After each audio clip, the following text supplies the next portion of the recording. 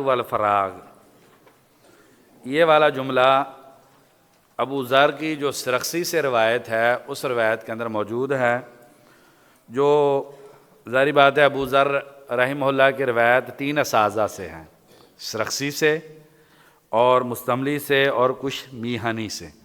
تو ان تینوں میں سے ایک روایت جو سرخسی رحمہ اللہ کی روایت ہے اس کے اندر یہ باب ہے الصحۃ والفراغ ولا عیش الا عیش الآخرہ۔ مشائخ نیچے بیٹھے ہیں، شیخ فضل الرحمان صاحب آپ آ جائیں نا، علماء کے لیے انہوں نے لگائی ہوئی ہیں ادھر، بس کوئی نہیں، آپ خود ہی علماء کو بٹھائیں جی، چلیں۔ تو الصحۃ والفراغ بھی ہے نسخوں میں۔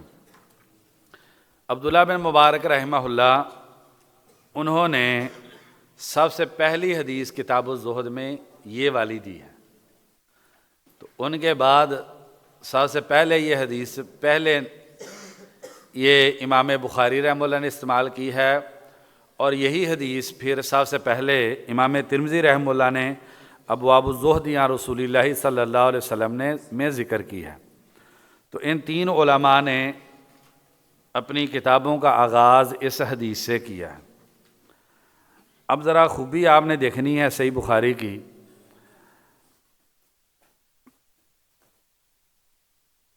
تو عبداللہ بن مبارک رحمہ اللہ نے جو باب باندھا اس پر، وہ باب باندھا باب تحزیز علی الطاعہ، اطاعت کی ترغیب، بڑا اچھا عمدہ باب ہے۔ امام ترمذی رحمہ اللہ نے جو باب باندھا ہے تو وہ باب الصحۃ والفراغ نعمتان مغبون فیہما کثیر من الناس، اور امام بخاری رحمہ اللہ نے کیا باب باندھا ہے؟ الصحۃ والفراغ ولا عیش الا عیش الآخرہ۔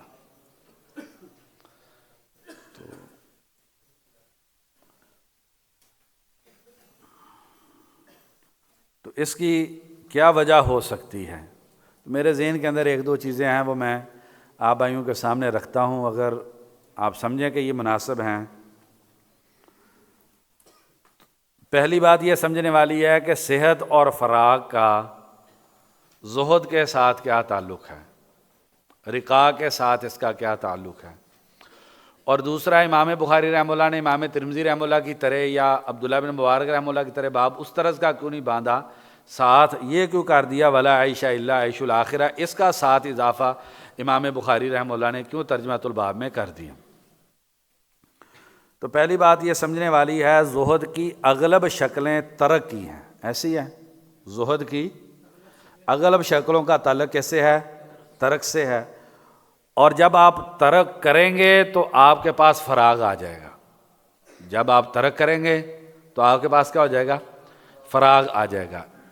اسی طریقے سے اگر آپ زہد والی زندگی گزاریں گے تو اللہ تبارک و تعالیٰ کی اپنی تقدیر ہے، معاملات ہیں، لیکن اغلب حالات میں زہد والی زندگی میں اللہ تبارک و تعالیٰ آپ کو صحت والی زندگی دیں گے۔ دلیل اس کی نبی اکرم صلی اللہ علیہ وسلم اور صحابہ کرام، بیماری آئی ہے، آپ صلی اللہ علیہ وسلم کو 2 آدمیوں کا بخار آتا تھا، ڈبل بخار آتا تھا رفع درجات کے لیے، لیکن آپ صلی اللہ علیہ وسلم اور صحابہ کرام کی اغلب زندگی جو ہے وہ بیماریوں سے پاک ہے۔ اگر آپ زہد والی زندگی گزاریں گے تو اس میں بہت زیادہ امید یہ ہے کہ اللہ تبارک و تعالیٰ آپ کو صحت والی زندگی دیں گے۔ اب تھوڑا سا آگے بات کو چلاتے ہیں۔ صحت اور فارغ ہونا، اس کو نبی اکرم صلی اللہ علیہ وسلم نے نعمت قرار دیا ہے۔ آگے ہم نعمت کی تعریف کریں گے، نعمت کیا ہوتی ہے، مختصر جو تعریف ہے اس کی، احسان بغیر عوض، بغیر بدلے کے کسی پہ احسان کر دینا، اس کو نعمت کہتے ہیں۔ تو یہ تو یقینی بات ہو گئی کہ صحت اور فراغ یہ نعمتیں ہیں، کیونکہ نبی صلی اللہ علیہ وسلم نے نصاً فرمایا نعمتان مغبون فیہما کثیر من الناس، تو یہ نعمتیں ہیں دونوں، اور کتاب و زہد کے ساتھ ان کا تعلق یہ ہے کہ یہ دونوں نعمتیں زہد کی بنیاد پر پیدا ہوتی ہیں، ٹھیک ہے۔ اب بڑی خوبصورت ترتیب بنائی ہے امام بخاری رحمہ اللہ نے، ساتھ یہ کر دیا ولا عیش الا عیش الآخرہ، کہ یہ صحت اور فراغ لی ذات ہی مقصود نہیں ہے، آپ نے زہد اختیار کر کے یہ دونوں چیزیں حاصل کر لیں، تو یہ دونوں چیزوں کو حاصل کرنا لذات ہی مقصود نہیں ہے، بلکہ ان دونوں چیزوں کو اس لیے حاصل کریں گے تو عبادت ہے، اس لیے آپ ان کو حاصل کریں گے تو حقیقی معنی میں نعمت بنے گی کہ جب آپ ان دونوں چیزوں کو آخرت کے لیے استعمال کریں گے۔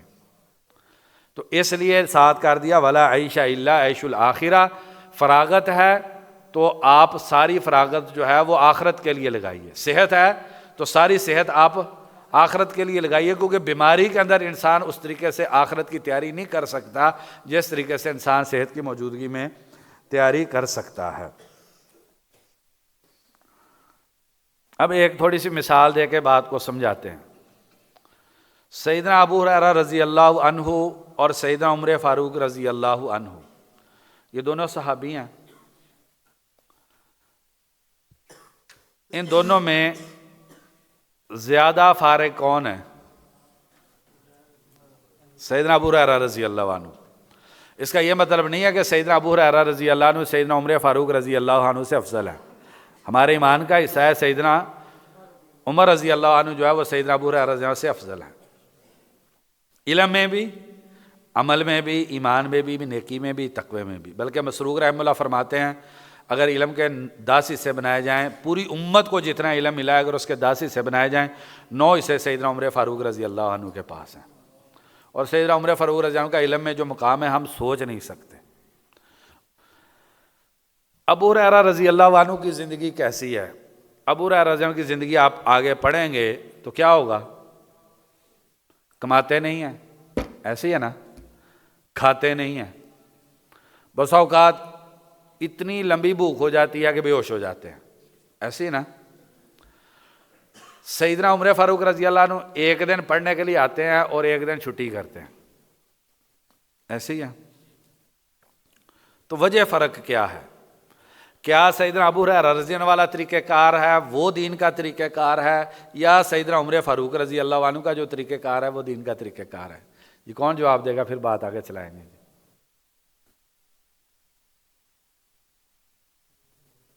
بعض کہہ رہے ہیں دونوں، بعض کوئی جی جمع کیسے کریں گے؟ کریں جی جمع،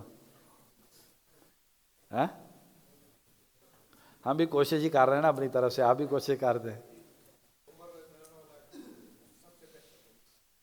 وہ طریقہ کار سب سے بہتر ہے۔ جی آپ بتائیں، آپ کرنے لگے تھے نا تدقیق۔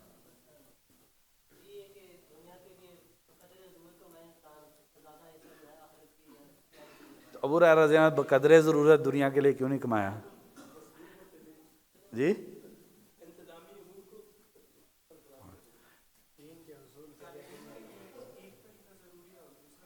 یعنی عمر رضی اللہ عنہ طالب علم نہیں تھے؟ جی سیدنا ابو ہریرہ رضی اللہ عنہ غیر شادی شدہ تھے، ان کی بیوی نہیں تھی، سیدنا ابو ہریرہ رضی اللہ عنہ کی اولاد نہیں تھی، سیدنا ابو ہریرہ رضی اللہ عنہ کا گھر نہیں تھا جس کے اخراجات تھے۔ تو اگر انسان کی کیفیت وہ والی ہو کہ انسان طالب علم ہو، شادی شدہ نہ ہو، اور شادی نہیں ہوگی تو بچے بھی نہیں ہوں گے نا، تو گھر بھی نہیں ہوگا، تو پھر اس کے لیے جو ہے وہ ماڈل طریقہ کار جو ہے وہ اصحاب صفا کا ہے۔ پھر کیا اس کے لیے طریقہ کار جو ہے وہ اصحاب صفا کا ہے۔ اور ہم نے تو وہ دن دیکھے ہی نہیں نا جی، ہمارے تو مدارس میں یہ مسئلہ بن جاتا ہے، دال میں پانی تھوڑا سا زیادہ ہو گیا تو نظمیں بن جاتی ہیں، شاعری ہو جاتی ہے، انتظامیہ پہ باتیں ہو جاتی ہیں، اساتذہ پہ ہم باتیں کرنی شروع کر دیتے ہیں۔ یہاں پر دیکھیں کہ بے ہوشی کا یہ عالم ہے، بھوک کا یہ عالم ہے۔ کتاب الجو ابن ابی دنیا رحمہ اللہ کی کتاب ہے کتاب الجو، اس کتاب کو تھوڑا سا پڑھ لیں آپ تو اندازہ ہو جائے۔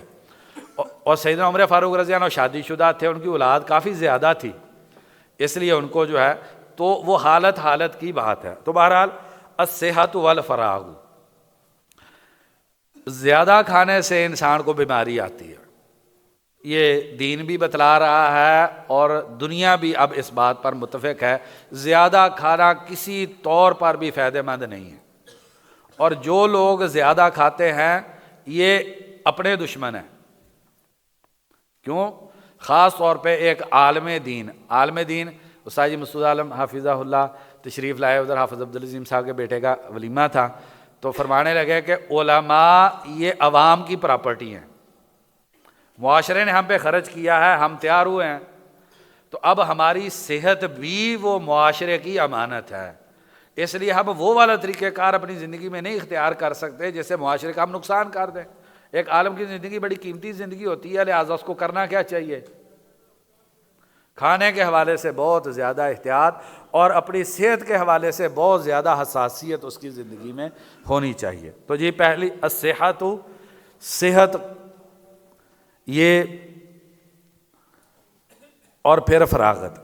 صحت کو نبی صلی اللہ علیہ وسلم نے مقدم کیا، اس کا مطلب یہ ہے کہ جو چیزیں صحت میں معاون ہیں وہ زیادہ مقدم ہے دیگر چیزوں میں۔ اگر آپ کے پاس فراغت ہے، آگے ائمہ کے اقوال آ جائیں گے اس طریقے سے، تو دوسری ہے فراغت۔ فراغت تبھی آپ بنا سکتے ہیں جب آپ زاہد ہیں۔ آج سے 30 سال پہلے جب میرا بچپنا تھا تو کیا ہوتا تھا؟ فریج گھر میں نہیں ہوتی تھی، بجلی نئی نئی آئی تھی، پہلے بجلی بھی نہیں ہوتی تھی، نہ فریج خریدنے کے لیے پیسے کی ضرورت، نہ بجلی کے بل کے لیے پیسوں کی ضرورت۔ اس کے بعد جو ہے جو گوشت ہوتا تھا، اب ہم جتنی کثرت سے کھاتے ہیں، وہ مہمان آنے پر ہی گوشت بنتا تھا، اس سے پہلے گوشت گھروں میں نہیں بنتا تھا، اور وہ بھی اپنے گھر کی مرغی پکڑ کے، برائلر تو ہوتا نہیں تھا، اس کو ذبح کر لیتے، اس میں کافی سارا پانی ڈال لیتے، آلو ڈال لیتے، تو پھر کیا کرتے؟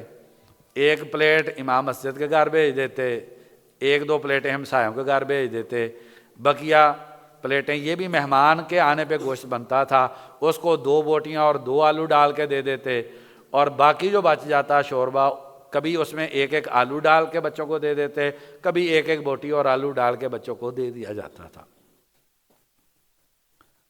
جب یہ اس طرح کی زندگی تھی، اس کے لیے اخراجات کتنے کے چاہیے؟ بہت زیادہ اخراجات کی ضرورت نہیں ہے۔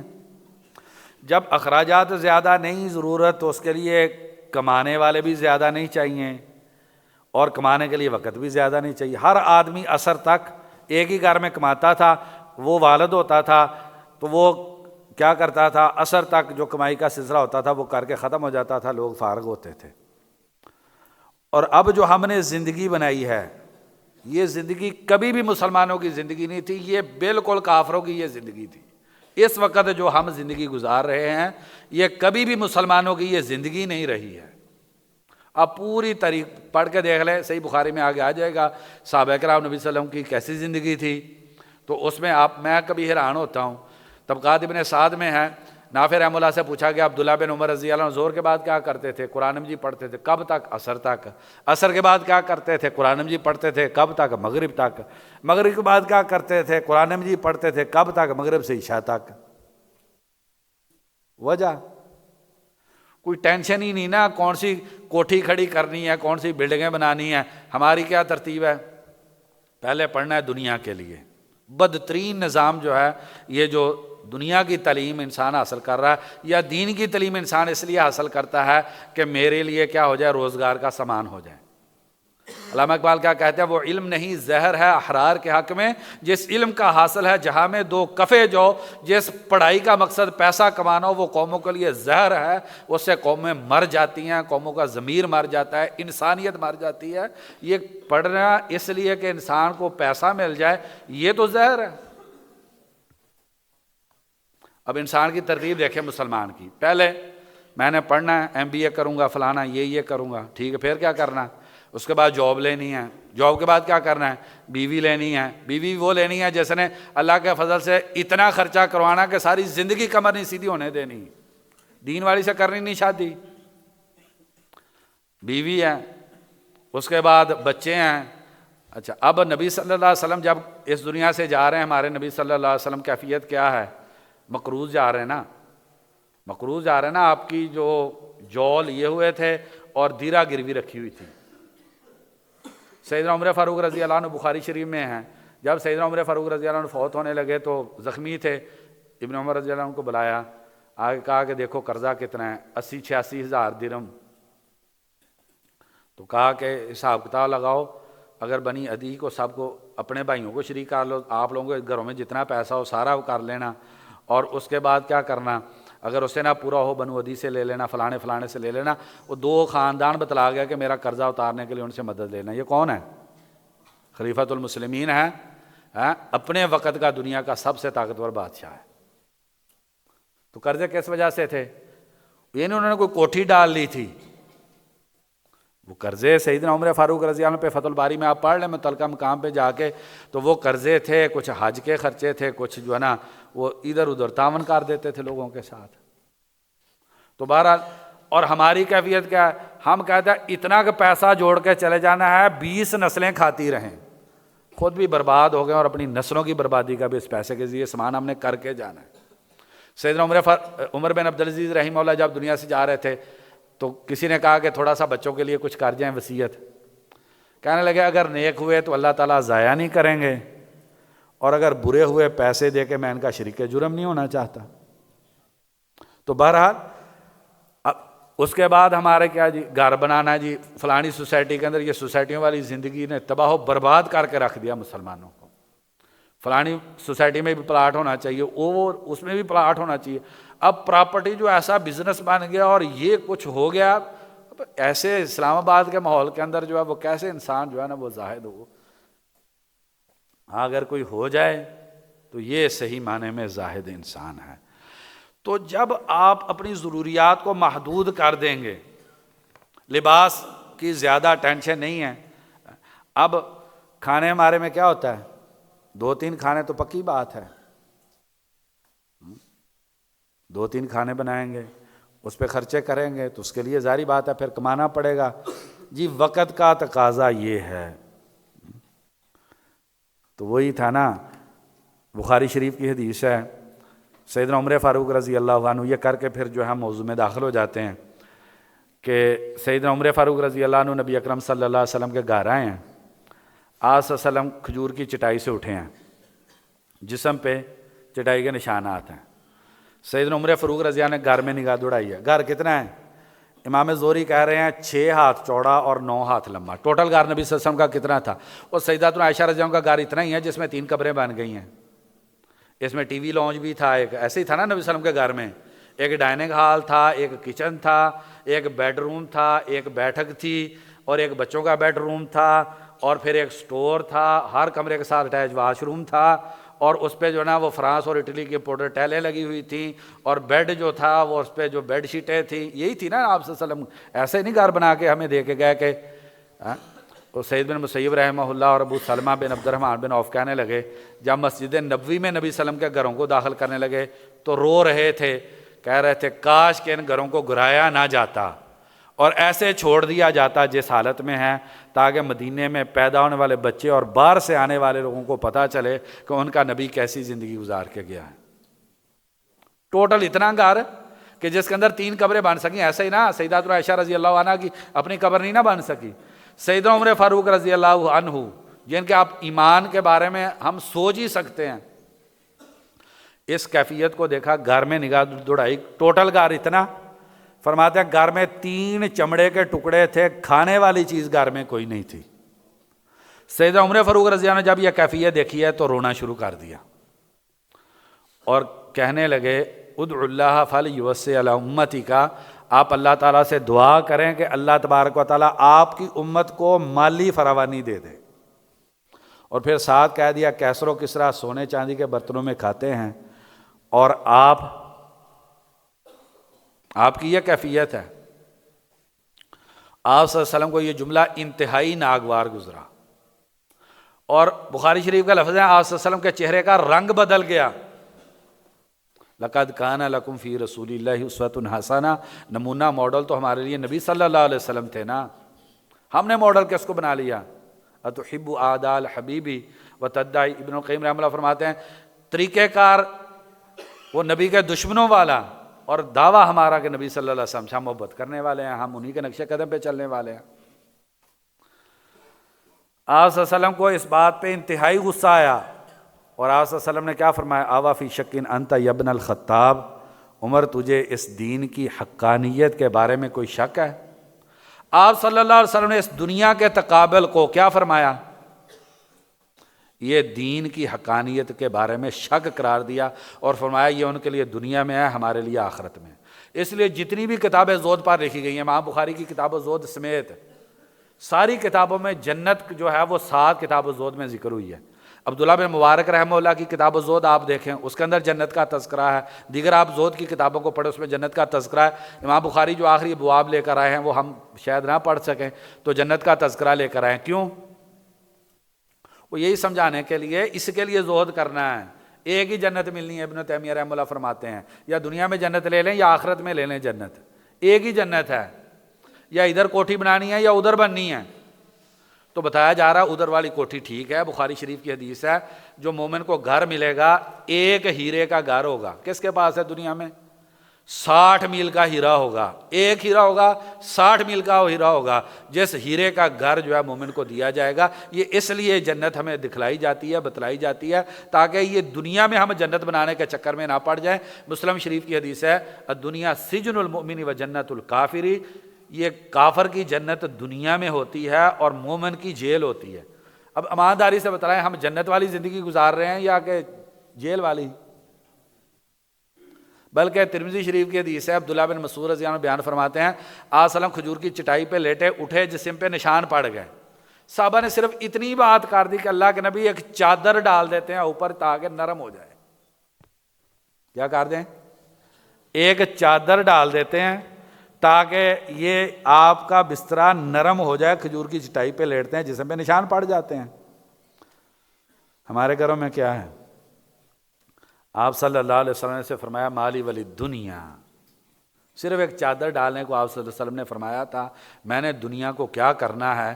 میری مثال تو ایک راکب کی ہے، چل رہا تھا منزل کی طرف، درخت کے نیچے سائے کے لیے رک گیا، اور بدقسمتی اس مسافر کی ہے، وہ درخت کو جو ہے وہ اپنی منزل سمجھ کے اسی کے اندر جو ہے وہ سائے، وہ اے سی لگانے پہ لگا ہوا ہے اور وہ اسی کے لیے سب کچھ کر رہا ہے۔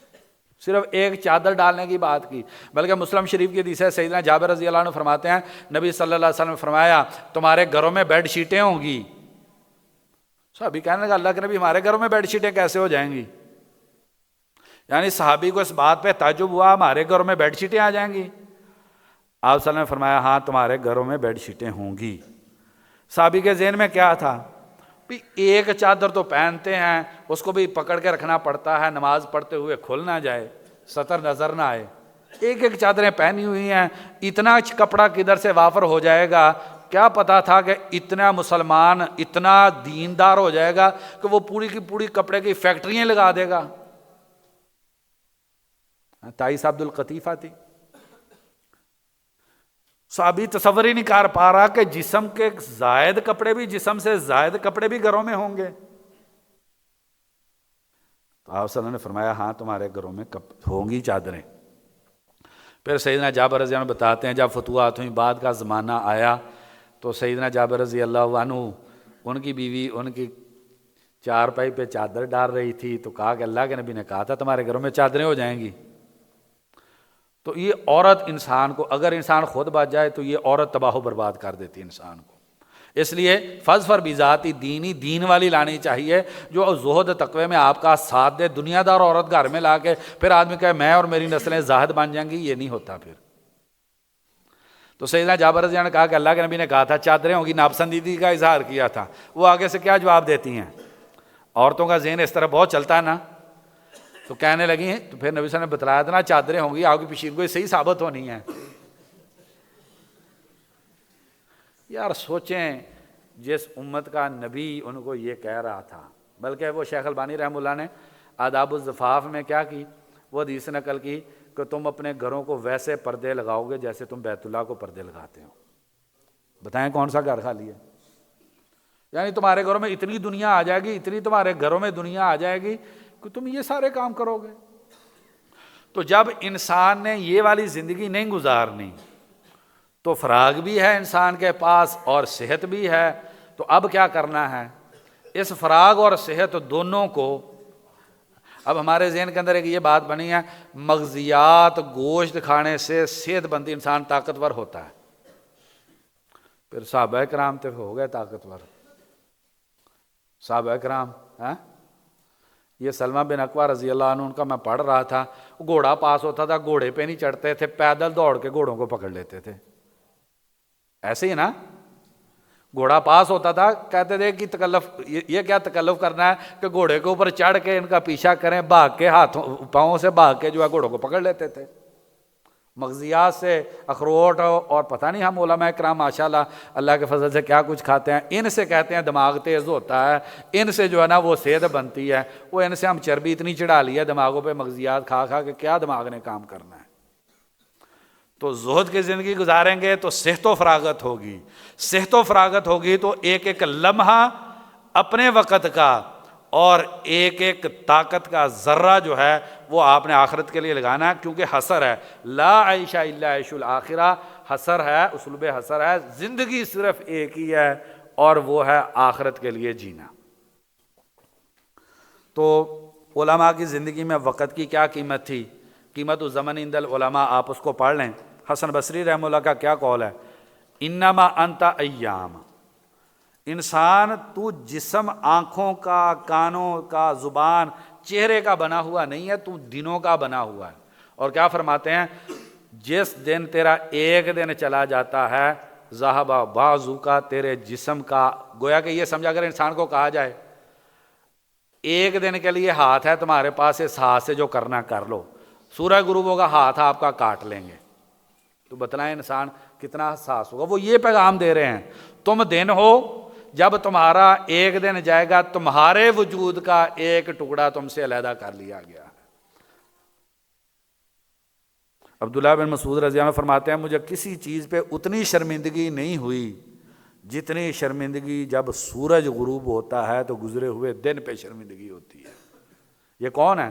عبداللہ بن مسعود رضی اللہ عنہ. مسلم شریف میں ہے کہ علقمہ وغیرہ ملنے کے لیے گئے، فجر کی نماز کے بعد چلے گئے، دروازے پہ دستک دی، عبداللہ بن مسعود نے بھیجا، جا کے کہا دیکھ کے آؤ، تو بتلایا فلانے ہیں، کہا کہ ان کو آ جاؤ.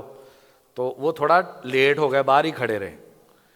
تو سیدنا عبداللہ بن مسعود نے کہا دوبارہ پیغام بھیجا، بلاؤ اندر آئے.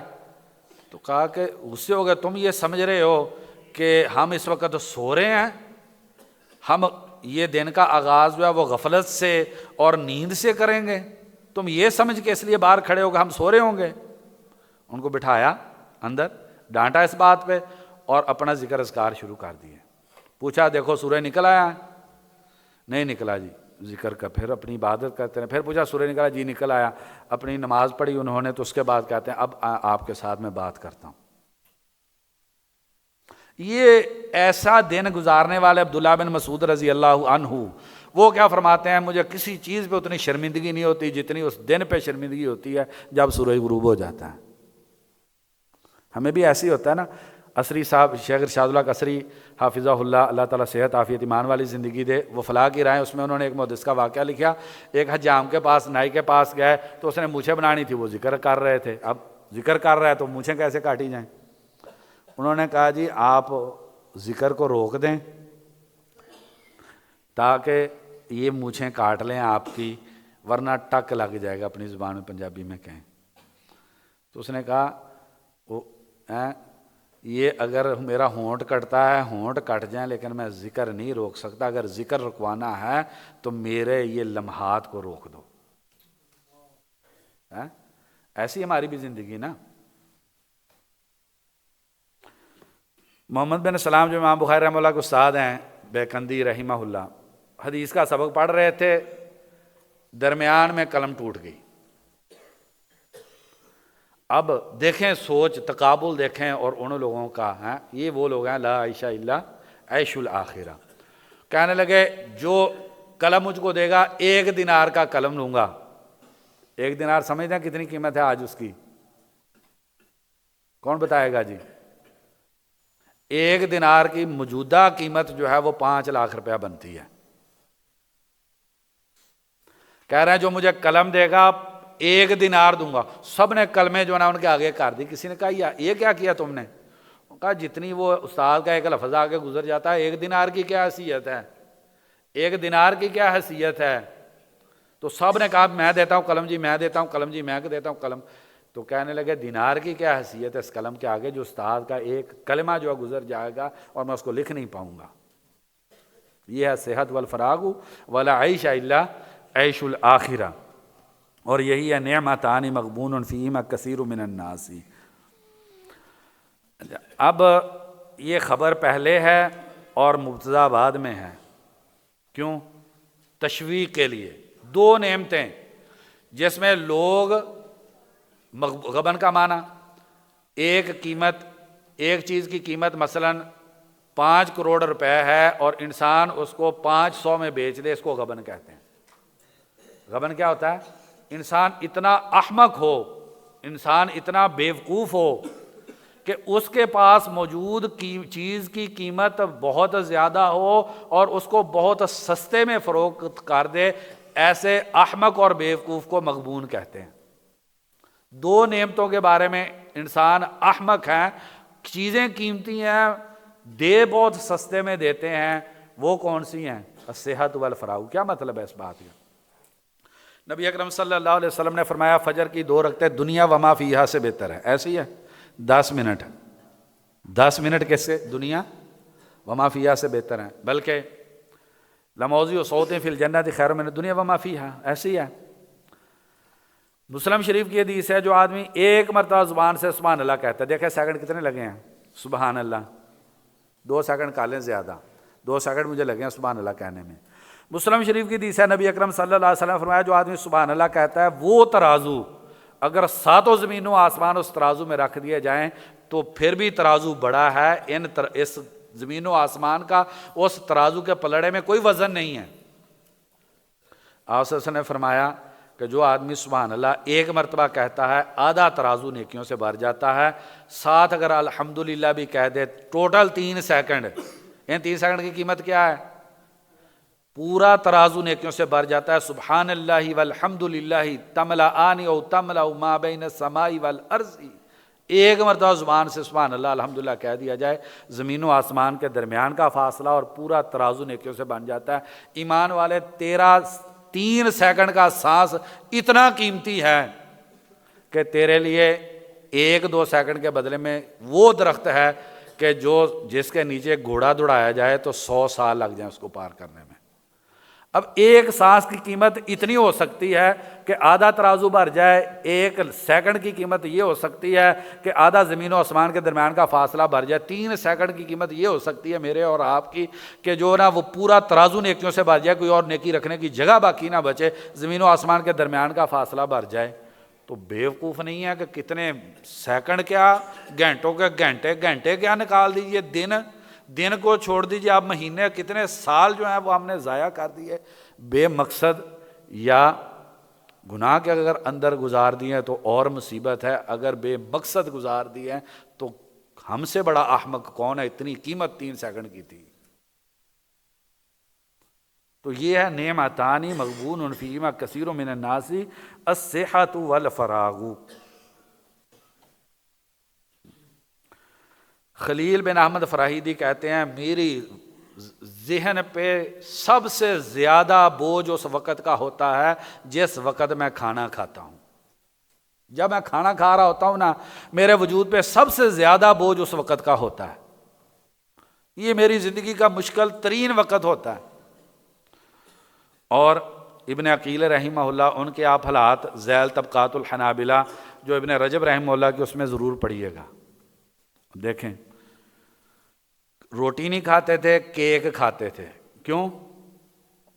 روٹی چبانے میں وقت زیادہ لگتا ہے اور زیادہ چاہیے پیٹ بھرنے کے لیے۔ کیک چبانے کی ضرورت نہیں، منہ میں ڈالیں، اندر کریں، اوپر سے پانی کا گلاس لیں تو آدھے سیکنڈ میں، چلو 1-8 منٹ لگا لیں، اس میں وہ پیٹ بھر لیتے تھے۔ جو آدمی کھانے میں اتنا محتاط ہے تو بقیہ میں کیسے وقت ضائع کرے گا؟ تو آپ اس کی برکت دیکھیں۔ انہوں نے پھر کتاب الفنون لکھی۔ امام ذہبی رحمہ اللہ فرماتے ہیں معلوم تاریخ میں سب سے بڑی کتاب الفنون ہے، اس سے بڑی کتاب کسی انسان نے نہیں لکھی۔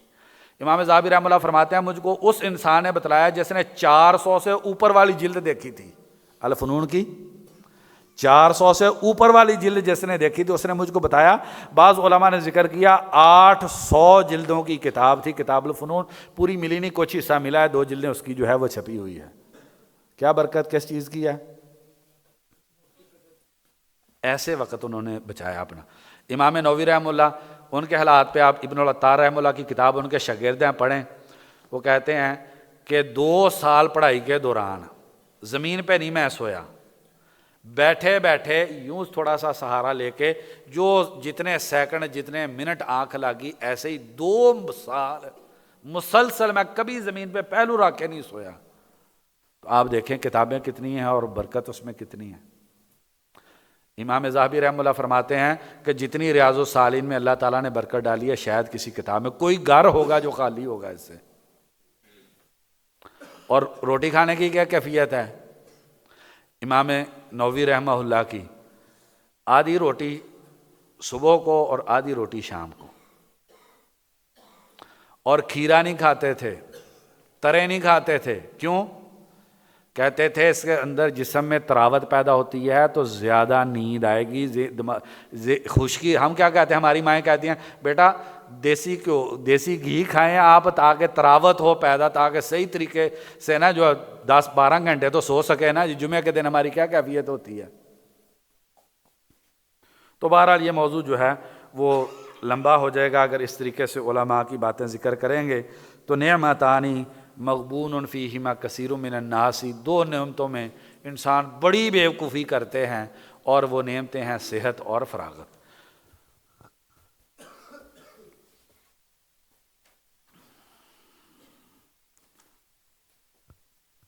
اب چلیں، آپ کا دل نرم ہوا ہے، سندھی بحث کریں گے کوئی تو مسئلہ ہو جائے گا اس میں۔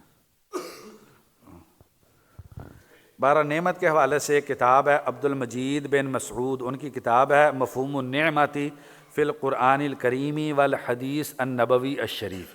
زیادہ ہم تفصیل میں نہیں جاتے کہ نعمت کس کو کہتے ہیں، صرف اس کتاب میں آپ دیکھ لیں نعمت کس کو کہتے ہیں۔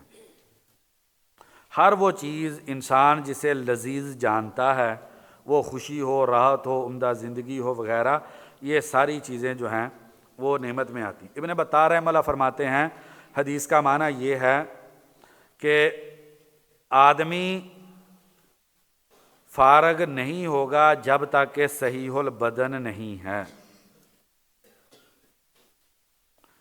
تو جو صحیح البدن ہے اور فارغ بھی ہے، پوری حرص کرے کہ وہ غبن کا شکار نہ ہو، بلکہ ان نعمتوں پہ اللہ تبارک و تعالیٰ کا شکر ادا کرے۔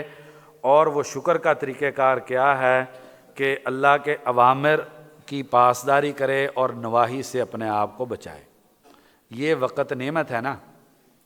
اب ایک بات تھوڑی سی چلیں، اب دیکھیں اسلام کا طریقہ کار لوگوں کو زندگی گزارنے کا دینے کا اور دوسروں کا۔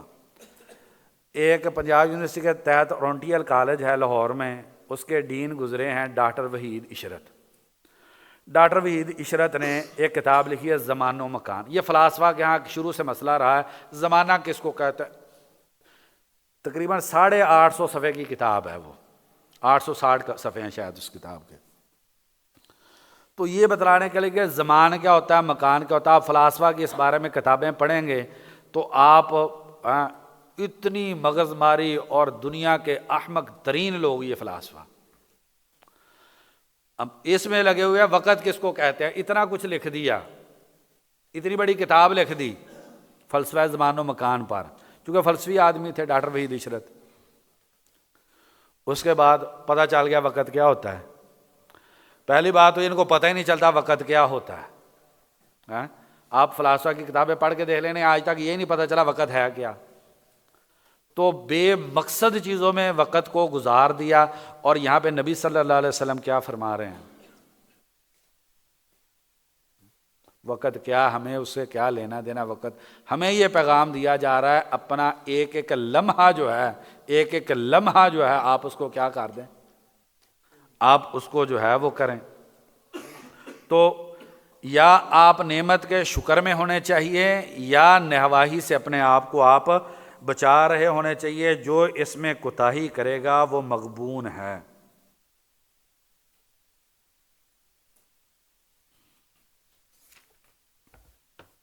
ابن الجوزی رحمہ اللہ فرماتے ہیں کبھی انسان تندرست ہوتا ہے، فارغ نہیں ہوتا، دنیا میں مصروف ہوتا ہے۔ کبھی کبھار انسان بے نیاز ہوتا ہے دنیا کے اعتبار سے، لیکن صحیح نہیں ہوتا، اور جب اس پہ دونوں چیزیں اکٹھی ہو جائیں تو اگر وہ سستی کر جائے تو یہ مغبون انسان ہے، صحت بھی ہے اور فراغت بھی ہے، اور سستی کر جائے تو یہ مغبون انسان ہے۔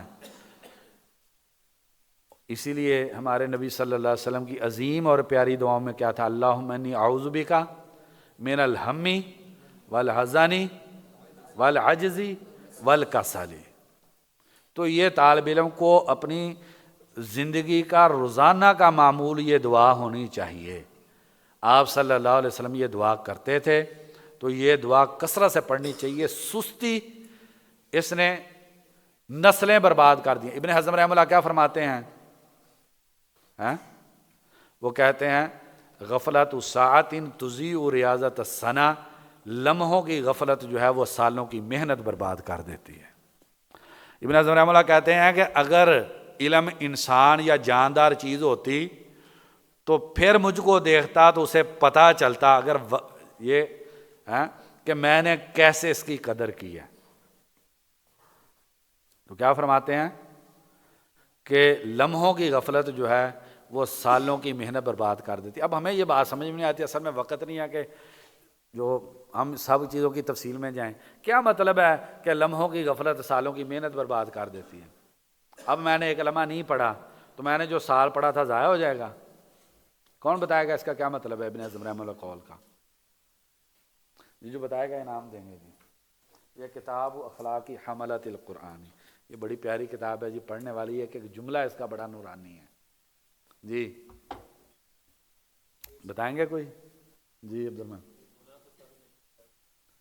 کہتے ایک گناہ سے ساری نیکیاں ضائع ہوتی، چلیں اچھی بات ہے پھر بھی جی۔ اور کوئی اجتہاد فرمائیں۔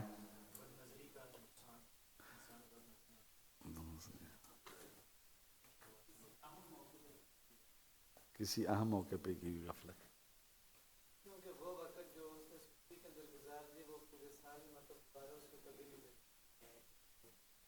ہاں فائق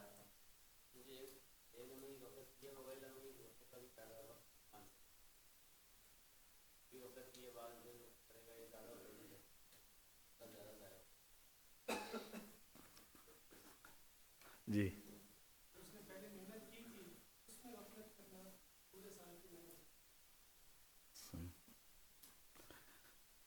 تکا سمجھتے میں تکا لگا لوں جی۔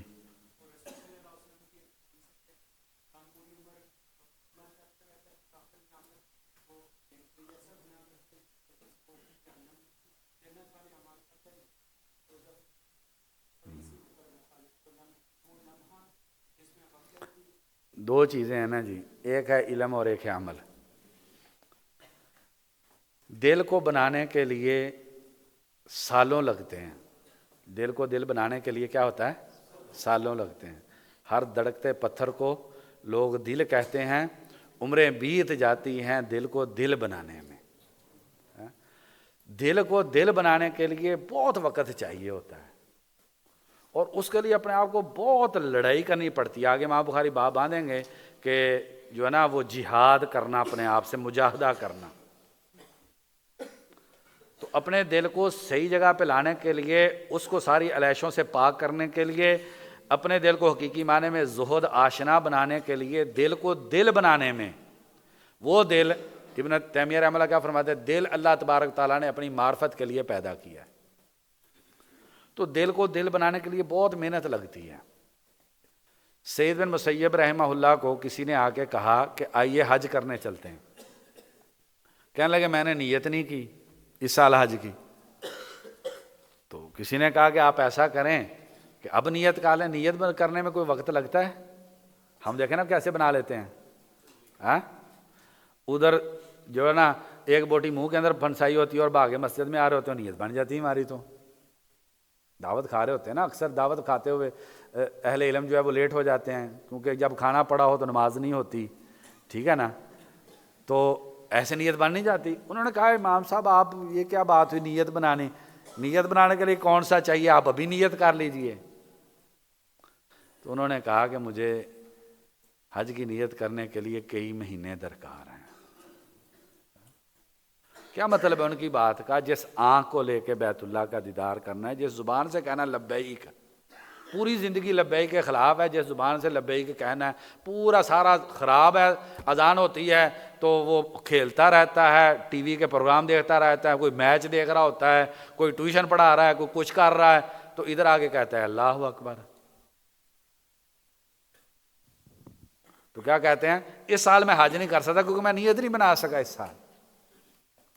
تو یہ ہوتا ہے کہ بسا اوقات لمحوں میں انسان وہ غفلت کر کے جو محنت سالوں کر کے دل بنایا ہوتا ہے، بس ایک لمحہ ہوتا ہے کہ وہ انسان کے دل کو تباہ و برباد کر کے چلا جاتا ہے۔ وہ علم یہ کبھی مسلمانوں کا معلومات کا نام تو علم رہا ہی نہیں تھا، ہماری بدقسمتی ہے یہ تو وہ اس کا جو نا جو کیا ہے مشہور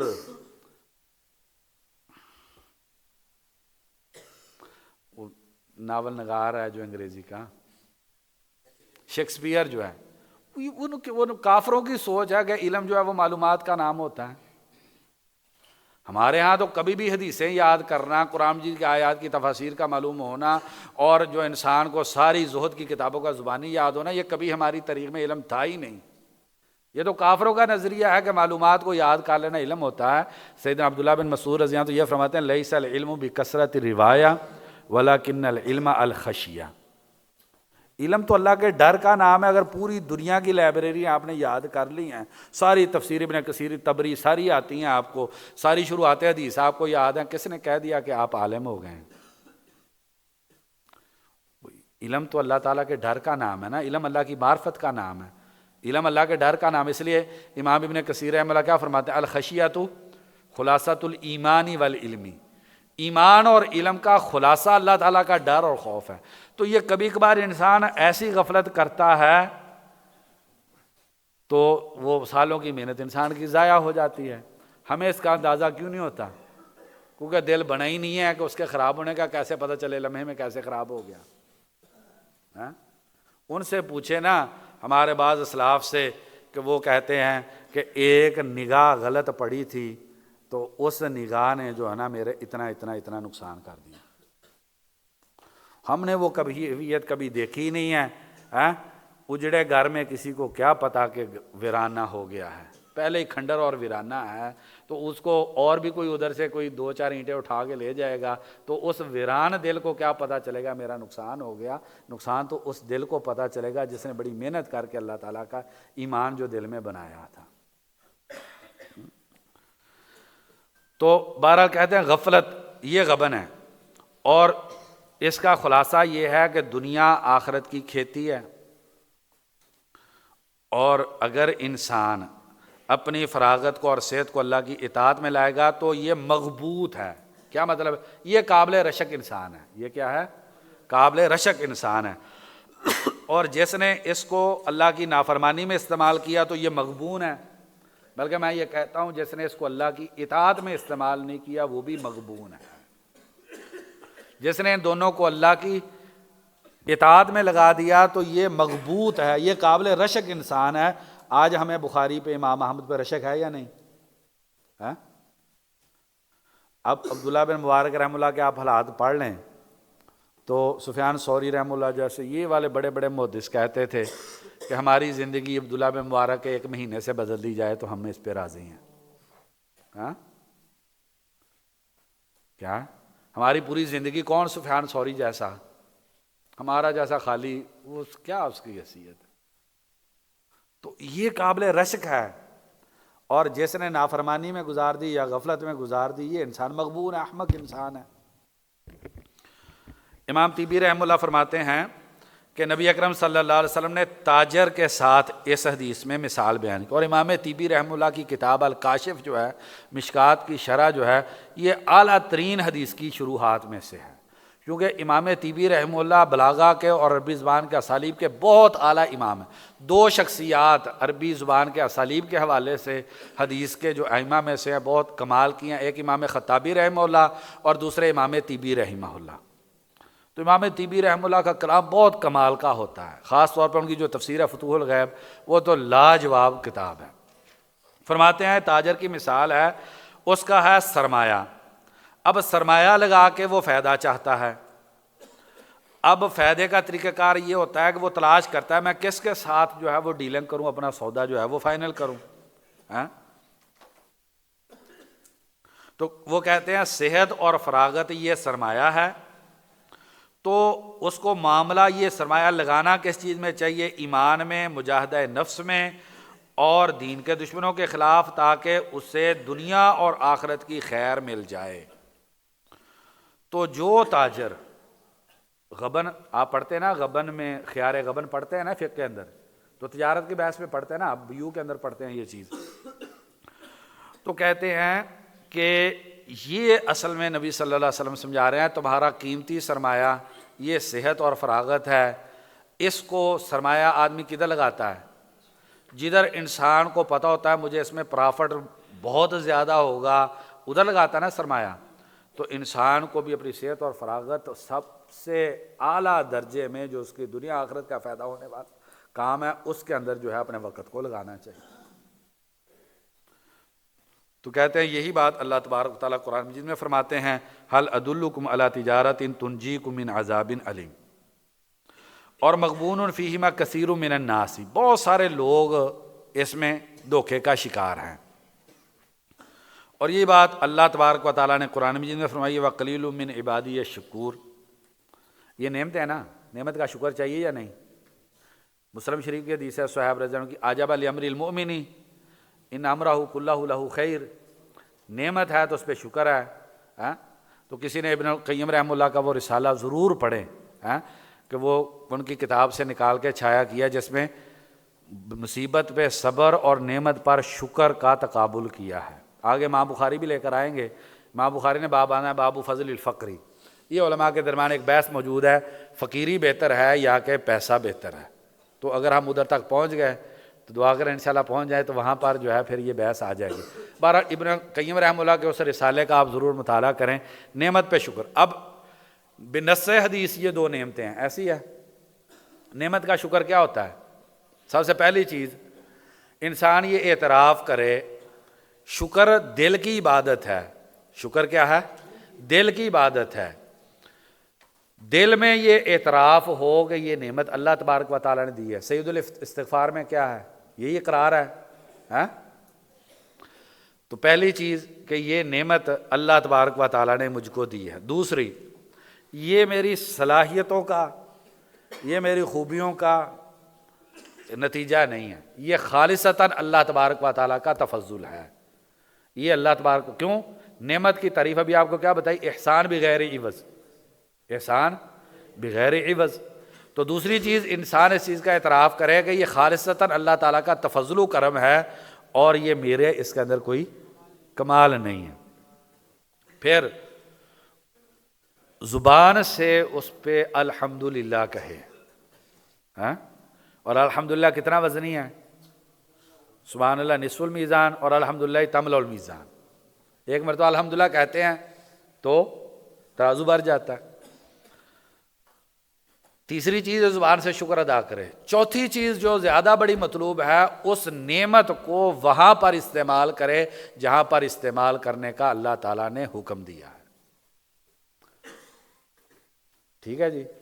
اس لیے ابن تیمیہ رحمہ اللہ کیا فرماتے ہیں؟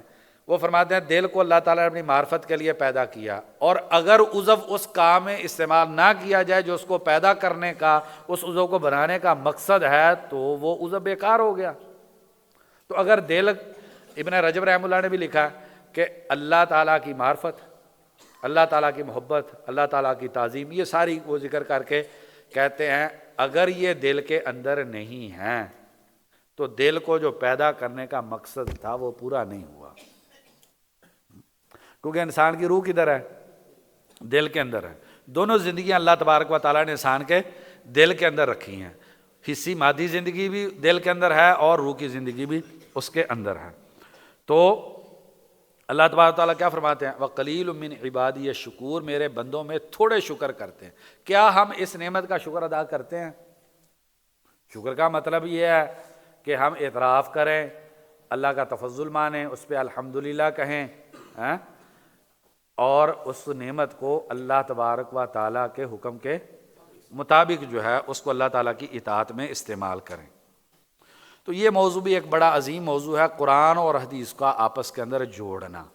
ابن القیم رحمہ اللہ زاد المعاد میں فرماتے ہیں سب سے اعلیٰ علم یہ ہے کہ حدیث کا قرآن مجید سے استنباط کیا جائے، سب سے اعلیٰ علم جو ہے وہ یہ احادیث کا قرآن مجید کے ساتھ جو ہے وہ ترابط قائم کیا جائے۔ تو جو انسان سستی میں وقت گزار دیتا ہے تو یہ انسان نے ناشکری کی ہے، اس انسان نے کیا کی ہے؟ ناشکری کی۔ وہ امام احمد رحمہ اللہ بڑھاپے میں ہاتھ میں کاغذ پکڑے اور پینسل پکڑی قلم پکڑی ہوئی دوڑے جا رہے ہیں۔ کسی نے پوچھا آپ امام المحدثین بن گئے ہیں، اب بھی کب تک یہ؟ کہہ رہے جب تک لحد میں نہیں چلے جاتے تب تک یہ دوڑ ہے۔ ان کو کہا جا رہا ہے، انہیں نہیں پرواہ، کوئی کہے گا پاگل آدمی ہے، امام المسلمین ہے دوڑا چلا جا رہا ہے، یار دیکھو اس کو مروت کا نہیں پتہ، اس کو جو ہے نا مینرز نہیں آتے، اس کو یہ نہیں پتہ، اس کو وہ نہیں پتہ، یہ مینرز لیڈ ہوئے ہمیں۔ تو انہیں ان چیزوں کی پرواہ نہیں ہوتی۔ لوگ سمجھتے تھے یہ پاگل لوگ ہیں، یار یہ تو اس دنیا کے لوگ ہی نہیں ہیں۔ لوگوں کو نہیں سمجھ آتی تھی کہ یہ کون ہے، لیکن اب زہد کی بات پڑھ رہے ہیں، بات آگے کرنی چاہیے تھی۔ تو ابن عثیمین رحمہ اللہ کو ایک شاگرد نے بڑے اصرار سے گاڑی دے دی، مہنگی گاڑی، تو کیا کیا؟ تو ادھر ہی کھڑے ہیں، ایک شاگرد آئے، تم کتنے دنوں سے آ نہیں رہے؟ استاد جی میری شادی ہو گئی ہے۔ پکڑی ہے گاڑی، اس کو دے دی ہے۔ یہ ہے کہ دل کے اندر نہیں ہے، ہاتھ میں ہے۔ اور شیخ بن باز رحمہ اللہ کے جو جوانب من سیرت الامام عبدالعزیز بن باز محمد بن ابراہیم الحمد کی کتاب ضرور اس کا مطالعہ کریں۔ وہ ایک یمنی طالب علم ایک دن شیخ بن باز رحمہ اللہ کو کہہ دیا کہ سبق کے بعد، عشاء کے بعد سبق، آج میرے ساتھ کھانا کھا لیں۔ کہا ٹھیک ہے تمہارے ساتھ کھانا کھاتے ہیں، میرا ایک چھوٹا سا کام ہے، آؤ وہ کام کر کے آتے ہیں۔ یمنی طالب اس کو ساتھ بٹھایا، ملک فہد کے ساتھ میٹنگ تھی، ملک فہد کے ساتھ بات چیت ہوئی، کھانے کا وقت تھا، بادشاہ نے وہ بٹیرے شٹیرے بکرے شکرے سارے لگائے ہوئے۔ اب طالب علم پہلا ذہن میں خیال آیا کہ میں کہاں یہ مسکین اور کہاں پہ یہ بادشاہ کی دعوت۔ پھر دوسرا دل میں خیال آیا ادھر ہی بیٹھ جائیں، آج ہم بھی عیش کر لیں۔ تو جب بات مکمل ہوگی تو شیخ بن باز رحمہ اللہ کو ملک فہد نے کھانے کی دعوت دی، تو کہنے لگے کہ میرے ایک بڑے عزیز نے آج میری دعوت کی ہے، جس کی وجہ سے میں آج تمہاری دعوت قبول نہیں کر سکتا۔ تو طالب علم کہتا میرے دل میں تو یہ بات پیدا ہو رہی تھی کہ چلو ادھر بیٹھ کے کھا لیتے ہیں۔ وقت ہو گیا جی؟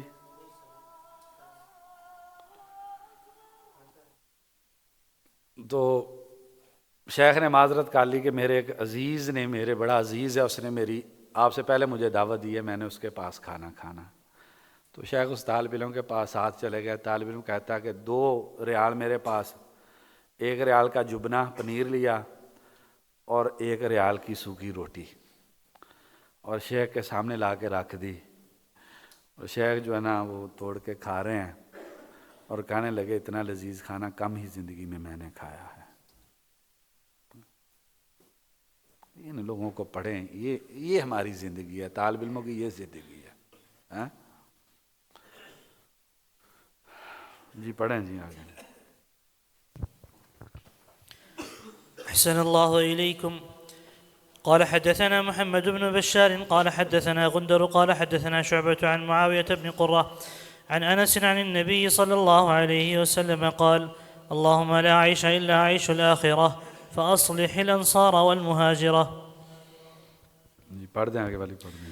قال حدثني أحمد بن المقدام قال حدثنا الفضيل بن سليمان قال حدثنا أبو حازم قال حدثنا سهل بن سعد الساعدي كنا مع رسول الله صلى الله عليه وسلم في الخندق وهو يحفر ونحن ننقل التراب ويمر بنا فقال اللهم لا عيش إلا عيش الآخرة فاغفر للأنصار والمهاجرة. تابعه سهل بن سعد عن النبي صلى الله عليه وسلم مثله. جی تو یہ غزوہ خندق کا موقع ہے اور آپ صلی اللہ علیہ وسلم صحابہ کے ساتھ خندق کھود رہے تھے، تو پہلی بات تو یہ ہے کہ یہ جو معروف بات ہے کہ سیدنا سلمان فارسی رضی اللہ عنہ نے خندق کھودنے کا مشورہ دیا تھا، تو یہ کسی بھی صحیح روایت سے یہ بات ثابت نہیں ہے، بلکہ شیخ محمد بن عبداللہ العوشن کی جو کتاب ہے ما شاء من السیرتی ولم یثبت، جو سیرت میں باتیں مشہور ہیں لیکن ثابت نہیں ہے، اس کے صفحہ نمبر 162 پر جو ہے وہ یہ ہے۔ اور اسی طریقے سے ایک کتاب ہے مرویات غزوۃ الخندق ابراہیم بن محمد المدخلی کی، اس کے بھی صفحہ نمبر 142 میں ہے، انہوں نے کہا کہ کسی صحیح حدیث کے اندر یہ والی بات نہیں آئی۔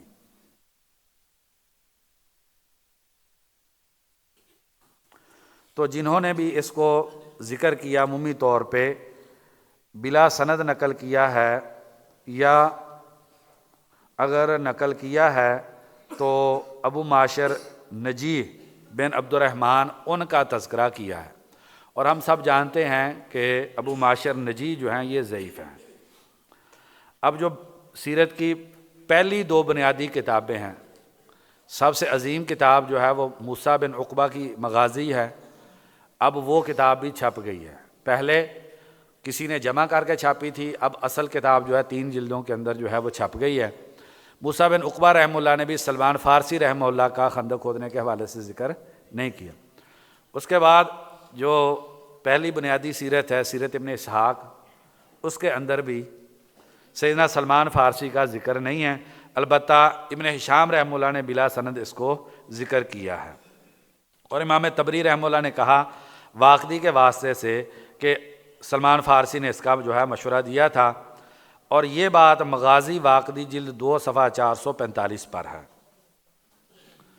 اچھا، اب جب آپ مغازی الواقدی جس میں جو پہلا مصدر ہے جس نے یہ ذکر کیا خندق کھودنے کا والا مسئلہ، جب آپ مغازی واقدی کے اندر جا کر اس واقعے کو دیکھتے ہیں تو عجیب بات وہاں پر یہ ہے کہ وہاں پر واقدی نے یہ ذکر کیا ہے نبی صلی اللہ علیہ وسلم نے صحابہ سے مشورہ کیا تھا کہ ہم باہر جا کے لڑیں یا ہم خندق کھودیں۔ یہ مشورہ واقدی کی اس مغازی کی روایت کے مطابق سلمان فارسی نے نہیں، نبی صلی اللہ علیہ وسلم نے ان کے سامنے رکھا تھا کہ ہم باہر جا کے لڑیں یا ہم خندق کھودیں۔ تو جو ہے نا اختلاف ہو گیا، تو جو ہے پھر جو ہے وہ سلمان ان کا جو مشورہ، بہرحال یہ مغازی واقدی جلد 2 صفحہ 492 کے اندر جو ہے آپ دیکھ لیں۔ ایک آرٹیکل ہے باطل مشتہر لیست فکرت سلمان، خالد احمد عبد المجید ان کا ایک آرٹیکل ہے، اس پر اس کو دیکھ لیں۔ شیخ مصطفیٰ عدوی جو ہے انہوں نے بھی اس کی تضعیف کی ہے کہ یہ سلمان فارسی رضی اللہ عنہ کا مشورہ تھا۔ بہرحال اب آتے ہیں جو امام بخاری رحمہ اللہ نے بات کی، خندق کھود رہے تھے۔ خندق کیا ہے؟ اب غزوہ خندق کو آپ تھوڑا سا قرآن مجید میں پڑھیں اور تھوڑا سا احادیث میں پڑھیں۔ اذ جاؤکم من فوقکم ومن اسفل منکم واذ زاغت الابصار وبلغت القلوب الحناجر وتظنون باللہ ظنونا ہنالک ابتلی المؤمنون وزلزلوا زلزالا شدیدا۔ سب سے خوف والی جنگ جو مسلمانوں نے لڑی ہے وہ غزوہ خندق ہے۔ دیکھو نا اللہ تبارک تعالیٰ نے جو نقشہ کھینچا، اگر اس کو ہم دیکھیں، اذ جاؤکم من فوقکم ومن اسفل منکم واذ زاغت الابصار وبلغت القلوب الحناجر وتظنون باللہ الظنون۔ اب اندازہ کریں خوف کا عالم کیا ہوگا۔ صحابہ کرام نے اس حدیث کو صحابیت کی دلیل مانا ہے ذہن میں آپ کے کسی کے بات یہ جو میں نے کی ہے؟ مسلم شریف میں ہمارے دل میں کبھی کبھی خیال آتا نا، ہم بھی اگر نبی صلی اللہ علیہ وسلم کے ساتھ ہوتے ہم بھی بڑے کارنامے سر انجام دیتے۔ کبھی کبھی شیطان یہ چیز ڈالتا ہے ذہن میں، تو تابعین کے ذہن کے اندر بھی ایک مرتبہ یہ بات آئی، تو انشاءاللہ امید ہے مسلم میں حوالہ ہے ذہن سے، ہو سکتا آگے پیچھے 12 صحیح حدیث ہے۔ تابعین نے بھی ایسی بات کی، اپنے لفظوں میں اگر کہوں ہم بھی اگر نبی صلی اللہ علیہ وسلم کے زمانے میں ہوتے تو ہم بھی بڑے کارنامے سر انجام دیتے۔ انہوں نے کہا نہیں، وہ سیدنا عبداللہ بن مسعود کا اثر ذہن میں ہے نا، یہ اللہ کا انتخاب ہے صحابہ کرام، ہر اعتبار سے جو ہے وہ صحابہ کرام اللہ تبارک و تعالیٰ کا انتخاب ہے۔ لہذا جو یہ کہتا ہے کہ ان کے علم کے خلاف ہم صحیح کر سکتے ہیں، یہ بدعتی لوگوں کا طریقہ کار ہے، اور یہ ظاہریہ مبتدع گروہ ہے جو یہ سمجھتے ہیں کہ صحابہ کا جو فہم ہے وہ دین کے لیے حجت نہیں ہے۔ تو صحابی نے آگے سے جواب دیا، کیا دیا؟ ان کا نہیں، خندق کا موقع تھا، نبی اکرم صلی اللہ علیہ وسلم نے فرمایا تھا کون جائے گا کافروں کی جاسوسی کر کے آئے گا؟ یہ کون ہے؟ یہ وہ ہیں جو پانی کا قطرہ زمین پہ نہیں گرنے دیتے، جو تھوک جو ہے وہ زمین پہ نہیں گرنے دیتے ہیں، وہی ہے نا۔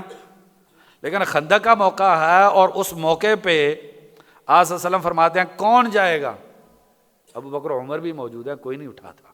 اندازہ کریں کہ خوف کا کیا عالم ہوگا اس میں۔ صحابہ نے اس میں صحابیت کے انتخاب کو غزوہ خندق کو معیار بنایا ہے۔ اس لیے جو سورۃ الاحزاب ہے، سورۃ الاحزاب کا موضوع کیا ہے؟ سورۃ الاحزاب کا موضوع نبی صلی اللہ علیہ وسلم کے حقوق ہیں۔ اب اس میں سوال یہ پیدا ہوتا ہے نبی صلی اللہ علیہ وسلم کے حقوق کا غزوہ خندق کیوں آ گیا؟ سورت کے ساری جزیات منسلک ہوں گی نا بنیادی موضوع سے۔ اب غزوہ احزاب نبی صلی اللہ علیہ وسلم کے حقوق اس کا بنیادی موضوع ہے، تو غزوہ خندق کا کس میں تعلق کیا ہے؟ اللہ تبارک و تعالیٰ مسلمانوں کو یہ سبق دینا چاہ رہے ہیں کہ یہ جو تمہیں فتح ملی ہے خالصتاً اس نبی کے وجود کی وجہ سے تمہیں یہ خندق کی فتح ملی ہے۔ جس کے حقوق کی بات تم سے کی جا رہی ہے یہ اس نبی کی وجہ سے، تم نے تو اس جنگ میں کیا نہیں کچھ، نہ تیر چلے، نہ تلواریں چلی ہیں، نہ نیزے اٹھے ہیں، نہ کچھ۔ تو بہرحال دوسری مرتبہ کہا کون اٹھے گا؟ کوئی نہیں۔ تیسری مرتبہ کہا کون اٹھے گا؟ کوئی نہیں۔ پھر نام لے کے کہا فلانا، اب تو اختیار ختم ہو گیا۔ ایسے حالات، اتنا خوف، دشمن بڑا طاقتور، پوری دنیا خلاف کھڑی ہے اور مسلمان تھوڑے سے۔ آپ صلی اللہ علیہ وسلم خندق کھود رہے ہیں، خندق پہاڑی علاقے کی کھودی جا رہی ہے، ایسی ہے نا، سخت، اور صحابہ کرام خندق کھود رہے ہیں، بھوک، کھانا نہیں کھایا، کافی لمبا وقت ہو گیا ہے، پیٹ پہ صحابہ کرام نے پتھر باندھے ہیں۔ میں کئی مرتبہ سوچتا ہوں آگے کسی جگہ پہ ہم یہ بات کر لیں گے، جب سیدنا ابو ہریرہ رضی اللہ عنہ کی بات آئے گی کہ مجھے بھوک لگتی تھی تو میں اپنا کبد زمین پہ رکھ دیتا تھا۔ ہم نے تو وہ دیکھے نہیں ہیں، پھر بھی ہم پریشان ہیں، مدارس میں تنخواہیں نہیں ہیں، مساجد میں تنخواہیں نہیں ہیں، جی یہ نہیں ہے وہ، دیکھیں ہماری اب کیفیت، ہماری دیکھیں، ہماری دنیا داری دیکھیں۔ یہ اسی مادیت جو ہے، یہ علماء کی اور طلبہ العلم کی مادیت پرستی، یہ بہت بڑی رکاوٹ ہے کہ لوگ دین میں نہیں آ رہے۔ آپ کے اسلام آباد میں جب پچھلی مرتبہ میں آیا، الشفا کے ڈاکٹر میرے پاس آئے، تو بارہ میں کچھ بات ریکارڈ ہونے والی نہیں ہے، میں جتنی ہو سکتی اچھی بات وہ کر دیتا ہوں۔ میرے پاس ڈاکٹر آئے تو انہوں نے کہا کہ ہم پتہ دین پڑھنا چاہتے ہیں اور ہم نے فلانا جگہ سے دین پڑھا ہے، کیوں؟ میں نے کہا ہمارے فلانے علماء، آپ ان سے کیوں نہیں پڑھیں؟ کہہ رہے ہمیں ان کی زندگی میں کوئی ایسی چیز ملی نہیں ہے کہ ہم ان سے اللہ کا دین پڑھ لیتے ہیں۔ یہ 2-3 مہینے پہلے عدنان بھائی کے پاس جب میں آیا تھا تب کی بات ہے۔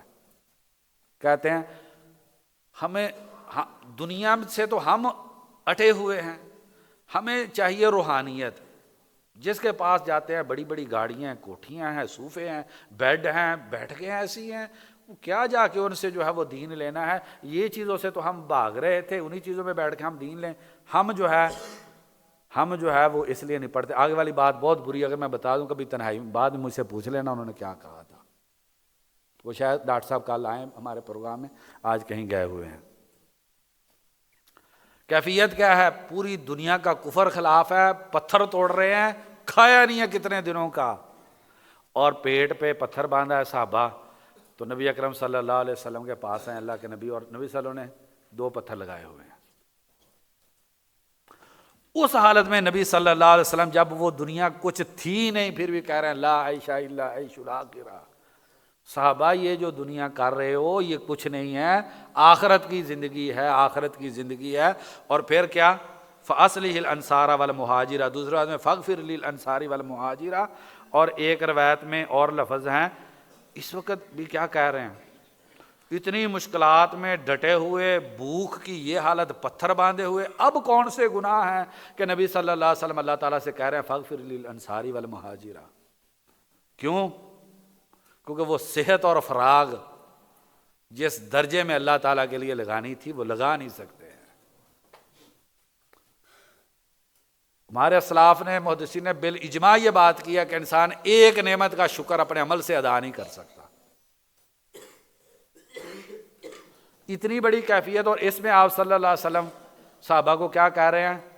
وہ یہ دنیا کی زندگی نہیں ہے، وہ پتھروں سے گھبرا نہیں جانا، وہ ان دشمنوں سے قتل ہونے سے گھبرا نہ جانا، اللہم لا عیش الا عیش الآخرہ۔ اور ایک اور بات، وہ موضوع سے اگرچہ ہٹ گیا ہے، لیکن توکل اور یقین اس جگہ پہ جب اسلام کا سب سے خوفناک جنگ تھی، اور جس وقت مسلمان مالی طور پہ اتنے کمزور تھے کہ کھانے کے لیے کچھ نہیں تھا، تو یہ زہد انسان کو پھر توکل اور یقین عطا کرتا ہے۔ یہ برے پیٹوں سے توکل اور یقین پیدا نہیں ہوتا۔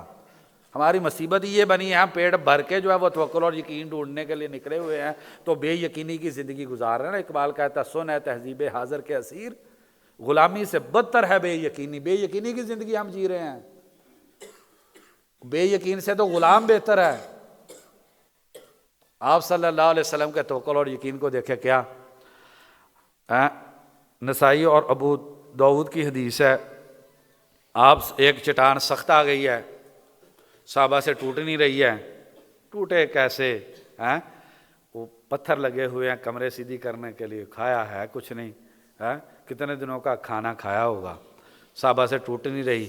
نبی صلی اللہ علیہ وسلم آئے ہیں، دنیا کے سب سے بڑے زاہد، آپ صلی اللہ علیہ وسلم نے اللہ کا نام لے کے ماری ہے تو آگ کی چنگاری نکلی ہے اور ٹوٹ گئی ہے، تو آپ صلی اللہ علیہ وسلم نے فرمایا کہ اس چنگاری میں نے کسرا اور اس کے شہروں کو دیکھا ہے، اللہ تبارک و تعالیٰ نے یہ تم کو دے دی ہے۔ پھر ماری ہے، پھر چنگاری نکلی ہے، پھر اس طریقے سے بات، اور پھر تیسرا جو ہے وہ حبشہ کی جو ہوئی ہے بات۔ اب ذرا اس حدیث پہ تھوڑا سا غور کریں، یعنی آپ صلی اللہ علیہ وسلم کے توکل اور یقین کی انتہا کو آپ دیکھیں، کس حالت میں کہہ رہے ہیں بھئی مومن جب صحیح اللہ کا بندہ بن جاتا ہے تو اتنا بلند ہو جاتا ہے کہ اس کے لیے دنیا سوائے خیر کا اور کچھ ہوتی نہیں ہے۔ اگر اس منہج پہ ہم چل پڑیں جس پہ تھے نبی صلی اللہ علیہ وسلم اور صحابہ کرام، اس طریقے سے اگر یہ جینا شروع کر دے اس دنیا کو، تو زندگی جنت ہوگی۔ اس لیے شیخ الاسلام ابن تیمیہ رحمہ اللہ فرماتے ہیں دنیا میں ایک جنت ہے، جو اس جنت میں داخل نہیں ہوگا وہ آخرت والی جنت میں بھی نہیں جائے گا۔ وہ جنت کیا ہے؟ اللہ تعالیٰ کا ذکر، اللہ پر توکل و یقین۔ ان حالات میں آپ سوچئے، آپ صلی اللہ علیہ وسلم نے کئی خوشخبریاں دیں۔ پہلی یہی کہ یہ سارے خزانے تمہارے ہو جائیں گے، اور ساتھ ہی بتلا دیا کیا، انی لا اخشی علیکم الفقر، یہ تمہاری غربت مجھے نہیں ٹینشن دیتی، یہ تمہارے جو پتھر باندھے ہوئے نا یہ مجھے ٹینشن نہیں دیتے، مجھے ڈر اس بات پر ہے جب فتوحات ہوں گی، خزانے تمہارے پاس آئیں گے، تم دنیا داری میں پڑ جاؤ گے، یہ دنیا تمہیں ویسے تباہ کر دے گی جیسے تم سے پہلے لوگوں کو تباہ کر دیا تھا۔ ان پتھروں کا مجھے ڈر نہیں ہے، مجھے ڈر تو ہیرے جواہرات کا۔ کیا خوشخبری دی تھی آپ صلی اللہ علیہ وسلم نے؟ خوشخبری یہ دی تھی یہ قریش کا آخری حملہ ہے، آج کے بعد ہم ان پر حملے کیا کریں گے، آج کے بعد یہ ہم پہ دوبارہ حملہ نہیں کریں گے۔ تو دیکھیے، اگر انسان صحیح معنی میں اللہ والا بن جائے، زاہد بن جائے، تو تب انسان صحیح معنی میں بہادر بنتا ہے۔ مغیرہ بن شعبہ رضی اللہ عنہ کا وہ طریقہ واقعہ، وہ رستم سپہ سالار فوج، تو مغیرہ بن شعبہ رضی اللہ عنہ کا جو مکالمہ ہے ان کے ساتھ آپ پڑھ کے دیکھ لیں، جو اپنا سب کچھ اللہ تعالیٰ کے لیے قربان کر دیتا ہے اس کے لیے دنیا کی کسی چیز کی کوئی ٹینشن ہو نہیں سکتی۔ تو حسر کا مقصد یہی ہے، جس کے لیے جینا چاہیے وہ آخرت کی زندگی ہے، اور دنیا کی زندگی عارضی فانی۔ خلاصہ کیا ہے دنیا آخرت کا؟ چلو آگے والے باب میں کر لیتے ہیں، آگے والا باب جو ہے نا وہ اس حوالے سے ہے۔ تو ابن منیر رحمہ اللہ کہتے ہیں اس کی مناسبت کیا ہے، اس کی اب صحت اور فراغ کے ساتھ اس کی مناسبت کیا ہے؟ پہلے میں تو ہم نے کر لی کہ یہ مناسبت ہے کہ صحت و فراغت کو کس کے لیے لگانا چاہیے؟ آخرت کے لیے لگانا چاہیے۔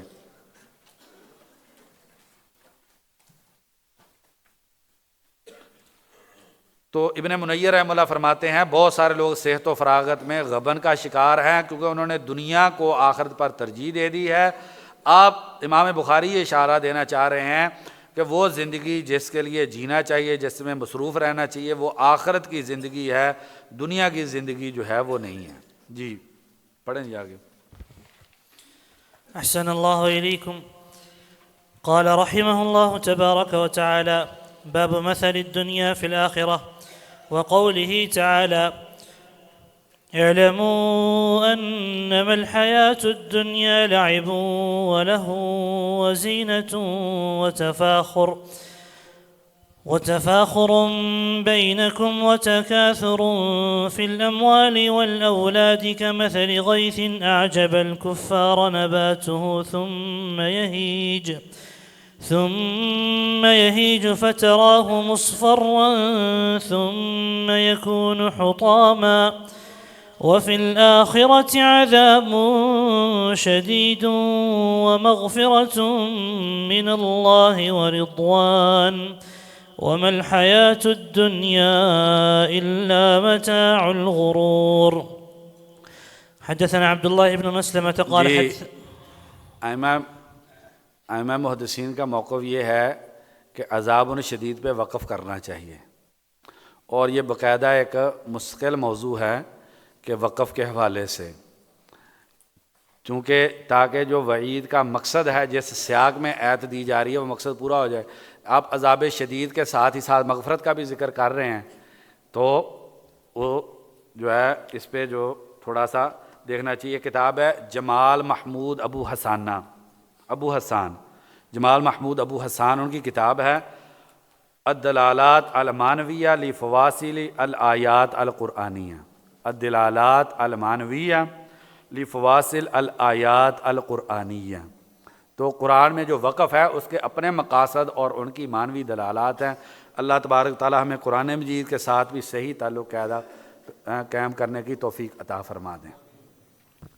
جی پڑھیں جی حدیث۔ قال حدثنا عبد الله بن مسلمة قال حدثنا عبد العزيز بن أبي حازم عن أبي عن سهل قال: سمعت النبي صلى الله عليه وسلم يقول: موضع سوط في الجنة خير من الدنيا وما فيها، ولغدوة في سبيل الله أو روحة خير من الدنيا وما فيها۔ جی باب مثل دنیا فی الآخرہ، دنیا کی آخرت کے مقابلے میں مثال۔ اب امام بخاری رحمہ اللہ نے ترجمۃ الباب میں فی کا لفظ استعمال کیا ہے، تو بعض علماء یہ کہتے ہیں کہ فی تقابل کے لیے آ گیا ہے کہ دنیا کی آخرت کے مقابلے میں مثال کیا ہے، لیکن اس کے اندر کوئی اتنی معنویت نہیں ہے۔ دنیا آخرت میں، چونکہ جو مسلم شریف کی حدیث ہے 2858 نمبر حدیث، اس میں آپ صلی اللہ علیہ وسلم نے بھی یہی لفظ بولا ہے، واللہ، اللہ کی قسم، مت دنیا فی الآخرۃ، دنیا آخرت میں، الا مثل ما یجعل احدکم اصبعہ فی الیم فلینظر بما ترجع۔ آپ صلی اللہ علیہ وسلم مسلم کی اس حدیث میں دنیا کا کیسے کہا ہے؟ ایک سمندر ہے، اس میں انگلی ڈالی ہے تو اس پہ کچھ پانی لگ گیا ہے۔ اب فی کی بات آپ نے سمجھنی ہے، یہ پانی سمندر میں تھا یا سمندر کے مقابلے میں تھا؟ یہ پانی سمندر میں تھا نا، یہ پانی کیا تھا؟ سمندر میں تھا، یہ پانی سمندر میں تھا۔ اب یہ پانی جو جدا ہوا ہے سمندر سے، جب یہ پانی اس سمندر کا جز نہیں ہے، جب یہ پانی اس سمندر کا جز نہیں ہے، تو اس پانی کا اب تقابل اس سمندر کے ساتھ جو بنتا ہے، تو یہی تقابل اس دنیا کا ہے جو آخرت کی نہیں ہے۔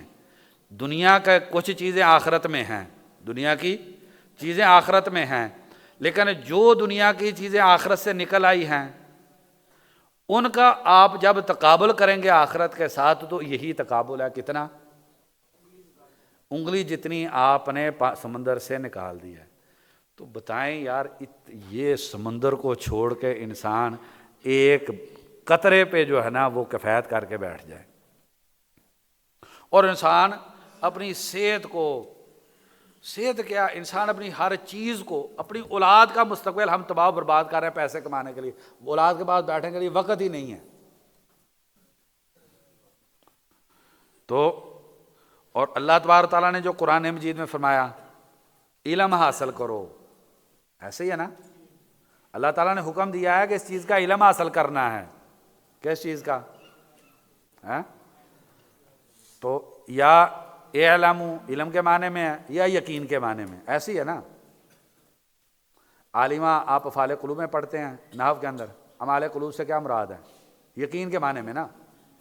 عالمہ جب یقین کے معنی میں ہوتا ہے دو مفعول لیتا ہے، جب عالمہ یقین کے معنی میں نہیں ہوتا، معرفت کے معنی میں ہوتا ہے ایک مفعول لیتا ہے. یہ پڑھا نا آپ نے نحو میں. عالمہ جب یقین کے معنی میں ہو تو دو مفعول لیتا ہے، اور جب معرفت کے معنی میں ہو تو، کیونکہ جو یقین ہے اس کا تعلق دل سے ہے، اس لیے کہا جاتا ہے افعال قلوب، اور معرفت کا تعلق دل سے نہیں ہے. یہ علماء کی ایک لمبی بحث ہے کہ معرفت اور علم میں کیا فرق ہے، وہ ہم اس بحث کے اندر نہیں جاتے. موٹی سی بات یہ کہ جس علم سے عمل پیدا ہو جائے اس کو علم کہتے ہیں، جس علم سے عمل پیدا نہ اس کو معرفت کہتے ہیں. بہت سارے فروق ہیں اور لمبی مباحث ہے علماء کی اس مسئلے میں، ہم ان تفصیل میں نہیں جاتے کیونکہ محمد بھائی نے کہا تھا کہ علمی باتیں نہیں کرنی ہیں. تو زیادہ باتیں کون سی کرنی ہیں؟ انہوں نے کہا تھا دل نرم کرنے والی. شاید علم دل کو نرم نہیں کرتا نا جی. تو ہم پابند ہیں جی، کہتے ہیں کہ وہ ویسے تو وہ روایت ضعیف ہے، جیسے ہم نے وہ کر لیا مسئلہ کہ سفر پہ نکلو تو امیر بنا لو. تو بہرحال امیر کی اطاعت ایک ہوتی ہے.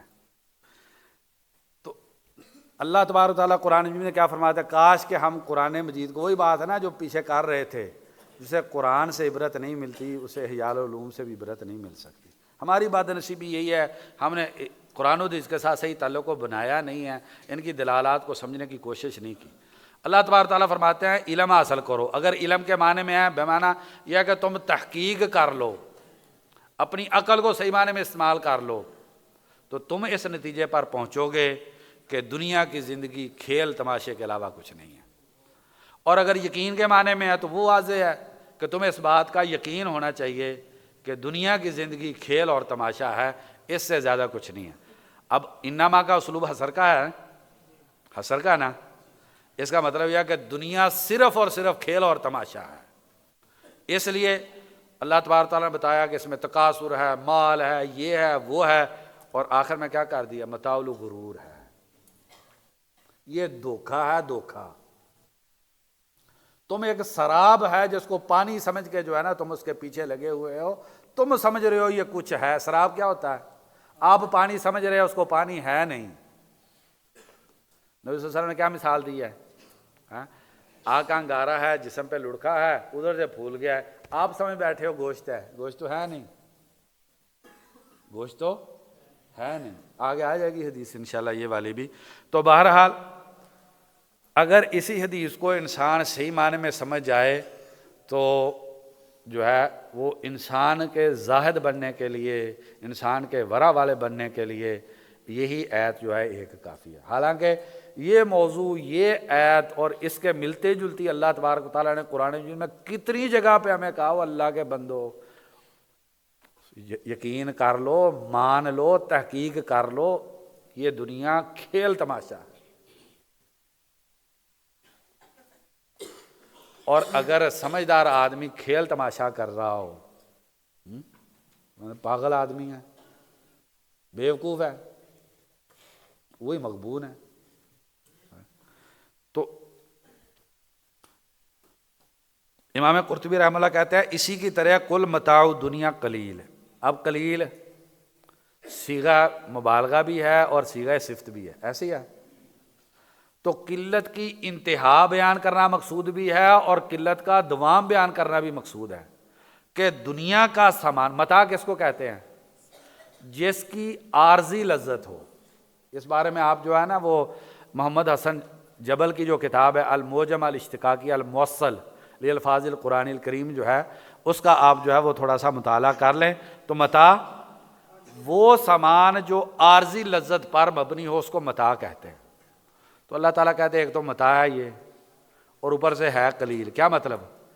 انتہا درجے کا تھوڑا یہ مبالغے کا اور ہمیشہ کے لیے تھوڑا ہے، یہ صفت مشبہ کا معنی۔ تو یہ اب میں بات اب جوڑنے لگا ہوں، یہ دنیا اپنی ذات کے اعتبار سے دنیا کی یہ حیثیت ہے، کیا متاع قلیل ہے، ٹھیک ہے، یہ دنیا اپنی ذات کے اعتبار سے، اور دنیا متاع غرور ہے، دنیا کھیل تماشا ہے۔ آپ جتنی بھی قرآن مجید میں آیات ہے دنیا کے حوالے سے آپ ساری پڑھ کے کسی اچھی تفسیر میں آپ اس کی جو بلاغی دلالت ہے آپ ان پہ توجہ کر کے، یہ دنیا اپنی ذات کے اعتبار سے ایسی ہے، اگر آخرت کے مقابلے میں ہو جائے پھر کیا ہو جائے گی؟ اگر دنیا اپنی ذات کے اعتبار سے ایسی ہے تو پھر آخرت کے مقابلے سے کیسی ہوگی؟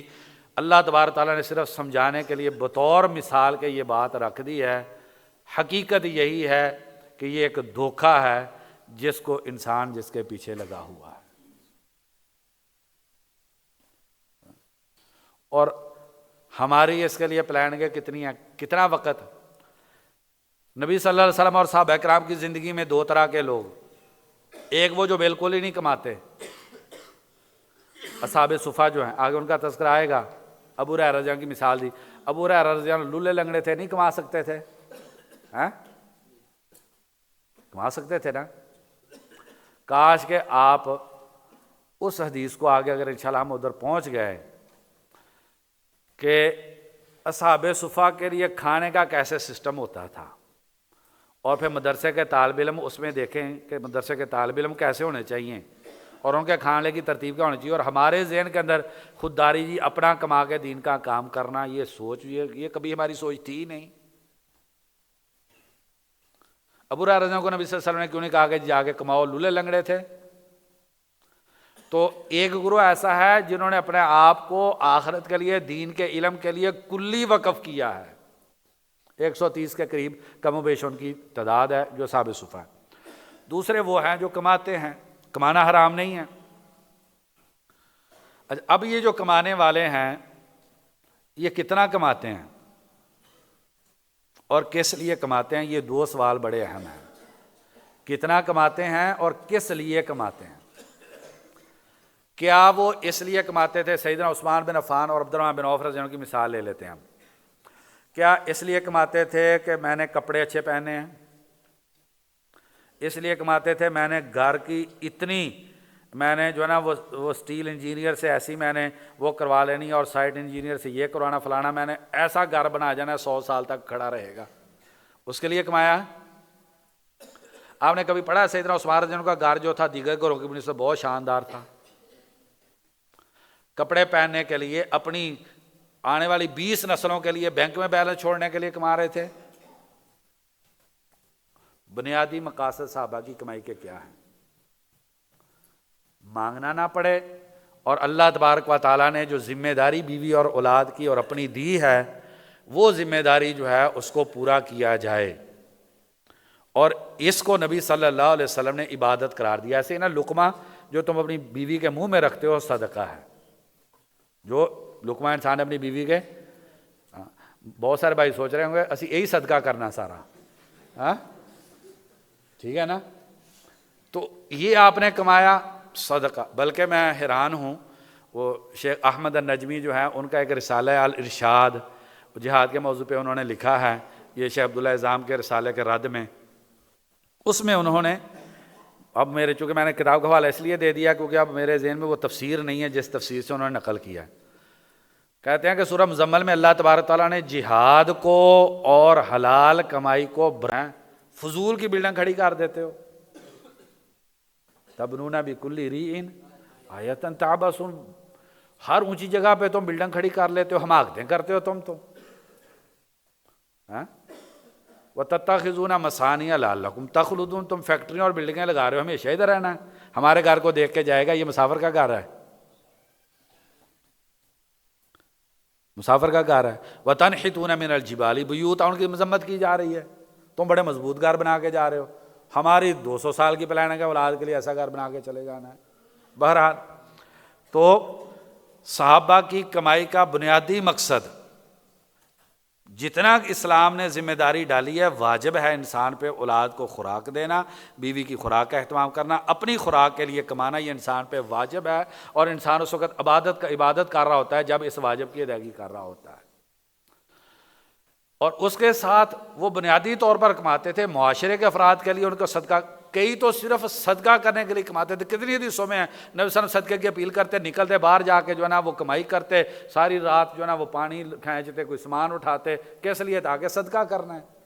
اب ہماری زندگی سے یہ کمائی کا مقصد ہی ختم ہو گیا صدقے والا۔ عبداللہ بن مبارک رحمہ اللہ فرماتے ہیں، یہ اگر حدیث کے طالب علم نہ ہوتے تو میں تجارت ہی نہ کرتا، مجھے تجارت کی ضرورت ہی نہیں تھی۔ تجارت میں کرتا ہوں ان طالب علموں کے لیے۔ تو اس لیے یہ جو ہے اب دنیا اپنی ذات کے اعتبار سے ایسی ہے، موضوع کی طرف واپس آتے ہیں، تو آخرت کے مقابلے میں کیسی ہوگی؟ اور اگر آخرت کا نقصان یہ دنیا کرنے لگے تو پھر دنیا کیا ہوگی؟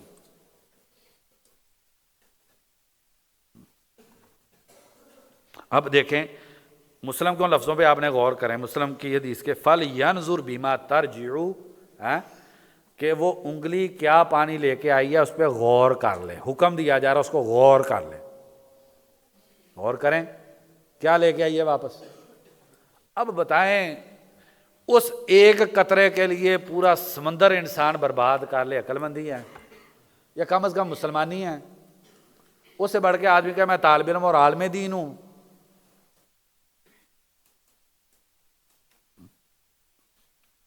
تو ترجیو اور یرجیو دو طرح کی روایت آئی ہے۔ اب محمد بھائی نے یہ پڑھ دی، کیسے آپ نے پڑھی ہے آیت؟ شروع سے اعلموا۔ اب امام بخاری رحمہ اللہ نے تو اعلموا نہیں لکھا۔ اب محدثین نے اس بات پہ بہت پیرا دیا، کس پہ؟ حدیث کا لفظ کیا ہے اور اس لفظ کا ضبط کیا ہے۔ وہ ڈاکٹر نور محمود الحلہ ترکی کی ہیں ایک، انہوں نے کتاب لکھی ہے جہود المحدثین فی ضبطی الفاظی الاحادیث النبویہ، جہود المحدثین فی ضبطی الفاظی الاحادیث النبویہ صحیح البخاری انموذجاً۔ محدثین نے کتنی محنت کی ہے حدیث کے لفظوں اور ان کے ضبط کے حوالے سے۔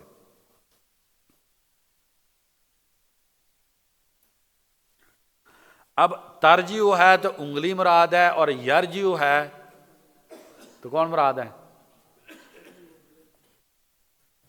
یرجیو تو پھر سمندر مراد ہے۔ اگر یم کی طرف جائے گی، اگر یرجیو ہے تو سمندر مراد ہے، اگر ترجیو ہے تو کوئی معنی میں بھی فرق ہے اس کے؟ میرے خیال اس طریقے کا ٹھیک نہیں ہے نا، صحیح ہے کوئی ایسی بات ہے؟ چلیں چھوڑیں جی، زیادہ اس طرح آپ کہتے ہیں نا دل نرم کرنے والی باتیں کریں۔ تو ابن عطیہ رحمہ اللہ اس آیت کی تفسیر میں فرماتے ہیں انما الحیات الدنیا لعب و لہو، تو فرماتے ہیں کہ یہ وہ دنیا مراد ہے، اس سے یہ وہ دنیا مراد ہے جو صرف دنیا کے لیے ہے۔ یہ کون سی دنیا مراد ہے؟ جو دنیا صرف دنیا کے لیے ہے، اور جو دنیا کے لیے نہیں ہے بلکہ آخرت کے لیے، وہ یہاں پر مراد نہیں ہے۔ اچھا، اب کہا جا رہا ہے اس کو زینہ، ایسے زینہ بھی کہا گیا۔ زینت کیا ہوتی ہے؟ پورے قرآن مجید کا اسلوب جو ہے کہ زینت اصل خلقت سے باہر کی چیز ہوتی ہے۔ زینت کیا ہوتی ہے؟ اصل خلقت سے باہر کی چیز ہوتی ہے، یعنی چیز کی ذات سے باہر کی چیز ہوتی ہے۔ تو کیا مطلب ہوا پھر اس کے کہ دنیا زینت ہے؟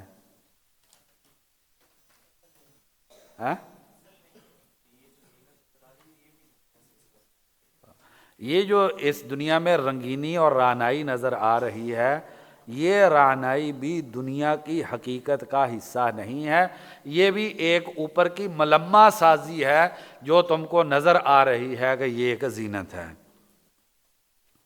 اور تفاخر ہے، تفاخر کس چیز میں؟ کتنے فخر ہیں؟ خاندانوں پہ فخر، خاندان انسان خود بناتا ہے، حسبوں پہ، پیسوں پہ، پتہ نہیں اولاد پہ تو کاثر ہے۔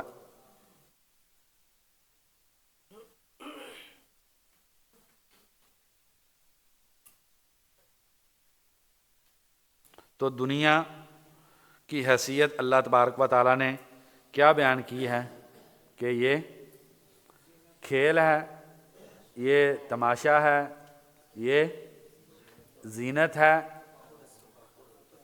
اور فخر کا ذریعہ ہے وغیرہ، اور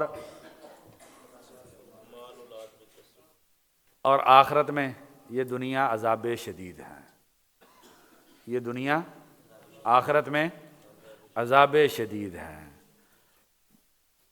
اکثریت جنہوں نے جہنم میں جانا ہے اس کی وجہ دنیا ہے، اس کی وجہ کیا ہے؟ دنیا ہے۔ ترمذی شریف کی صحیح حدیث ہے، ہر امت کے لیے ایک فتنہ ہے، اور میری امت کا فتنہ جو ہے، ہر امت کے لیے ایک فتنہ ہے، اور میری امت کا فتنہ مال ہے۔ مالک بن دینار رحمہ اللہ فرماتے ہیں اتقوا السحارى الدنیا فإنها تسحر قلوب العلماء، جادوگر دنیا سے بچ جاؤ۔ نبی صلی اللہ علیہ وسلم نے فرمایا نا، مسلم شریف کی حدیث ہے، فاتقوا الدنیا واتقوا النساء، دنیا سے بچنا ہے۔ ہم کہہ رہے ہیں جفی ڈالنی ہے، نبی صلی اللہ علیہ وسلم کیا کہہ رہے ہیں؟ فاتقوا الدنیا واتقوا النساء، دنیا سے بچ جانا ہے اور دنیا میں مصیبت عورت سے بچ جانا ہے۔ ہم کہتے ہیں نہیں، یہ دونوں مصیبتیں لانی ہیں۔ میں یہ نہیں کہہ رہا شادی نہیں کرنی ہے، میں حرام عورت کی بات کر رہا ہوں۔ کئی بھائی ہنس رہے ہیں۔ تو فاتقوا الدنیا واتقوا النساء۔ اب مالک بن دینار رحمہ اللہ، ابن عبد البر رحمہ اللہ نے جامع البیان علمی و فضلی میں کیا ذکر کیا ان کا قول؟ اتقوا السحارى الدنیا، جادو کرنے والی دنیا سے بچ جاؤ، فإنها تسحر قلوب العلماء، یہ علماء کے دلوں پہ جادو کر کے ان کو دنیا دار بنا دیتی ہے۔ اور جب عالم دنیا دار بن جاتا ہے پھر کیا ہوتا ہے؟ تو اس کا جواب سفیان ثوری رحمہ اللہ کے دوسرے قول میں ہے۔ سفیان ثوری رحمہ اللہ کیا فرماتے ہیں؟ المال داؤ حاضل الامہ، پیسہ اس امت کی بیماری ہے۔ آپ بتلائیں کہ بیماری لانی چاہیے، ہم تو پوری پلاننگ اس بیماری کی کر رہے ہیں۔ المال داؤ حاضل امتی اور والعلم طبیبها، دین کا، قرآن و حدیث کا علم اس امت کا ڈاکٹر ہے جس نے علاج کرنا ہے۔ فرماتے ہیں کہ اگر بیماری ڈاکٹر کو لگ جائے گی تو علاج کون کرے گا؟ بتائیے، اگر بیماری ڈاکٹر کو لگ جائے گی فمن یعالج، تو علاج کون کرے گا؟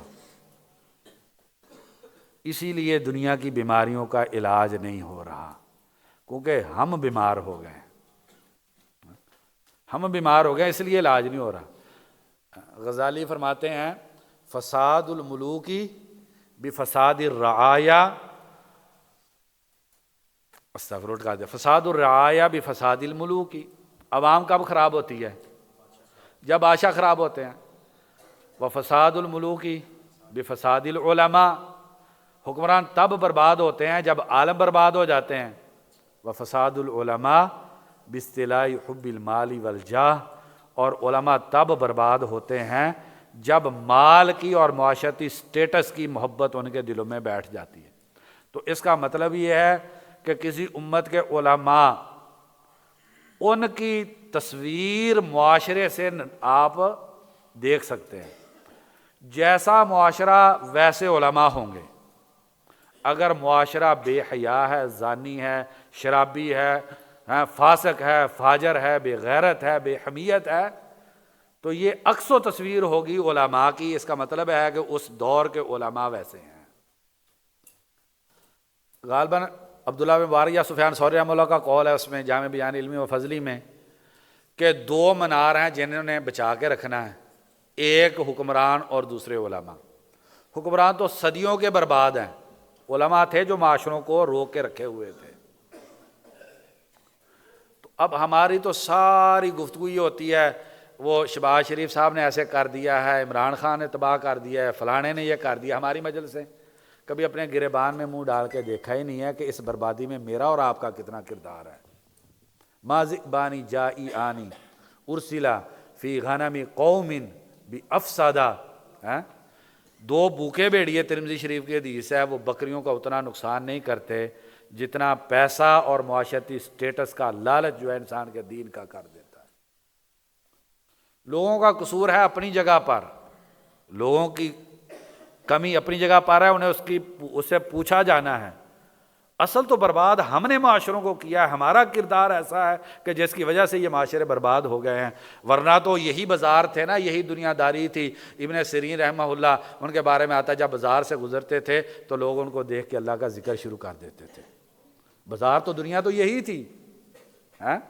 اگر شیخ البانی رحمہ اللہ نے اس حدیث کو صحیح کہہ دیا، حدیث تو صحیح نہیں، انما اولیاء اللہ اذا رؤوا ذکر اللہ، اللہ کے ولی وہ ہیں جن کو دیکھا جائے تو اللہ کا ذکر ہو جائے شروع۔ لیکن یہ عبداللہ بن مبارک رحمہ اللہ اور یہ جب ابن سیرین رحمہ اللہ وغیرہ بازار سے گزرتے تھے، ابغض البلاد الی اللہ، مسلم شریف کی حدیث ہے، تو وہاں کے لوگ اپنے کاروباروں کو چھوڑ کے ان کے چہرے پہ پڑنے والی نگاہ جو ہوتی تھی اتنا ایمان تازہ کر دیتی تھی کہ وہ اللہ کا ذکر شروع کر دیتے تھے۔ اور میرے اور آپ کو دیکھ کے کیا پیغام جا رہا ہے؟ میرے اور آپ سے معاشرے کی کیا تربیت ہو رہی ہے؟ ان کی بیماریوں کا علاج کیا ہو رہا ہے؟ ہم تو خود بیماریاں اتنی بیماریاں ہم نے کیا کسی کا علاج کرنا ہے؟ تو اس لیے بجائے اس کے ہم دوسروں کے بارے میں سوچیں کہ انہوں نے معاشروں کو برباد کر دیا ہے، مجھ کو اور آپ کو اس بات کی فکر ہونی چاہیے کہ ہمارا اس بربادی میں کتنا کردار ہے۔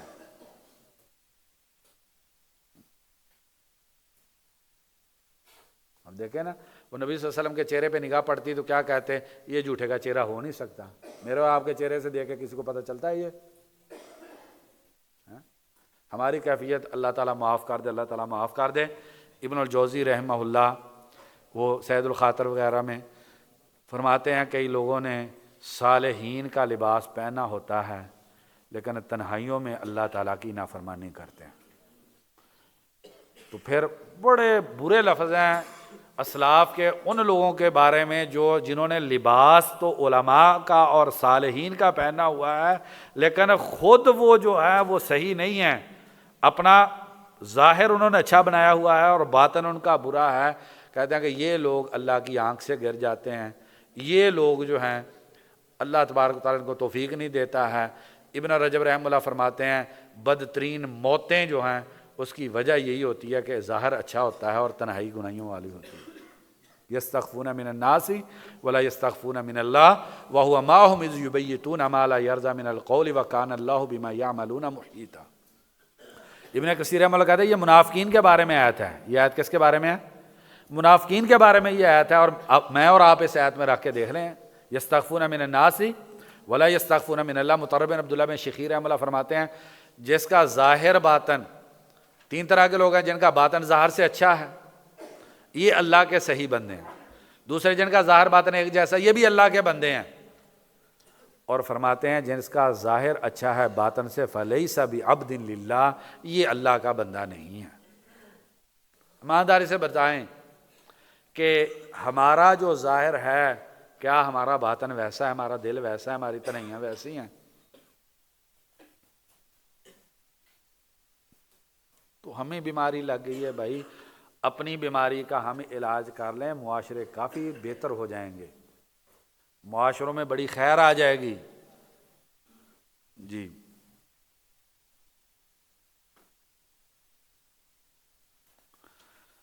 تو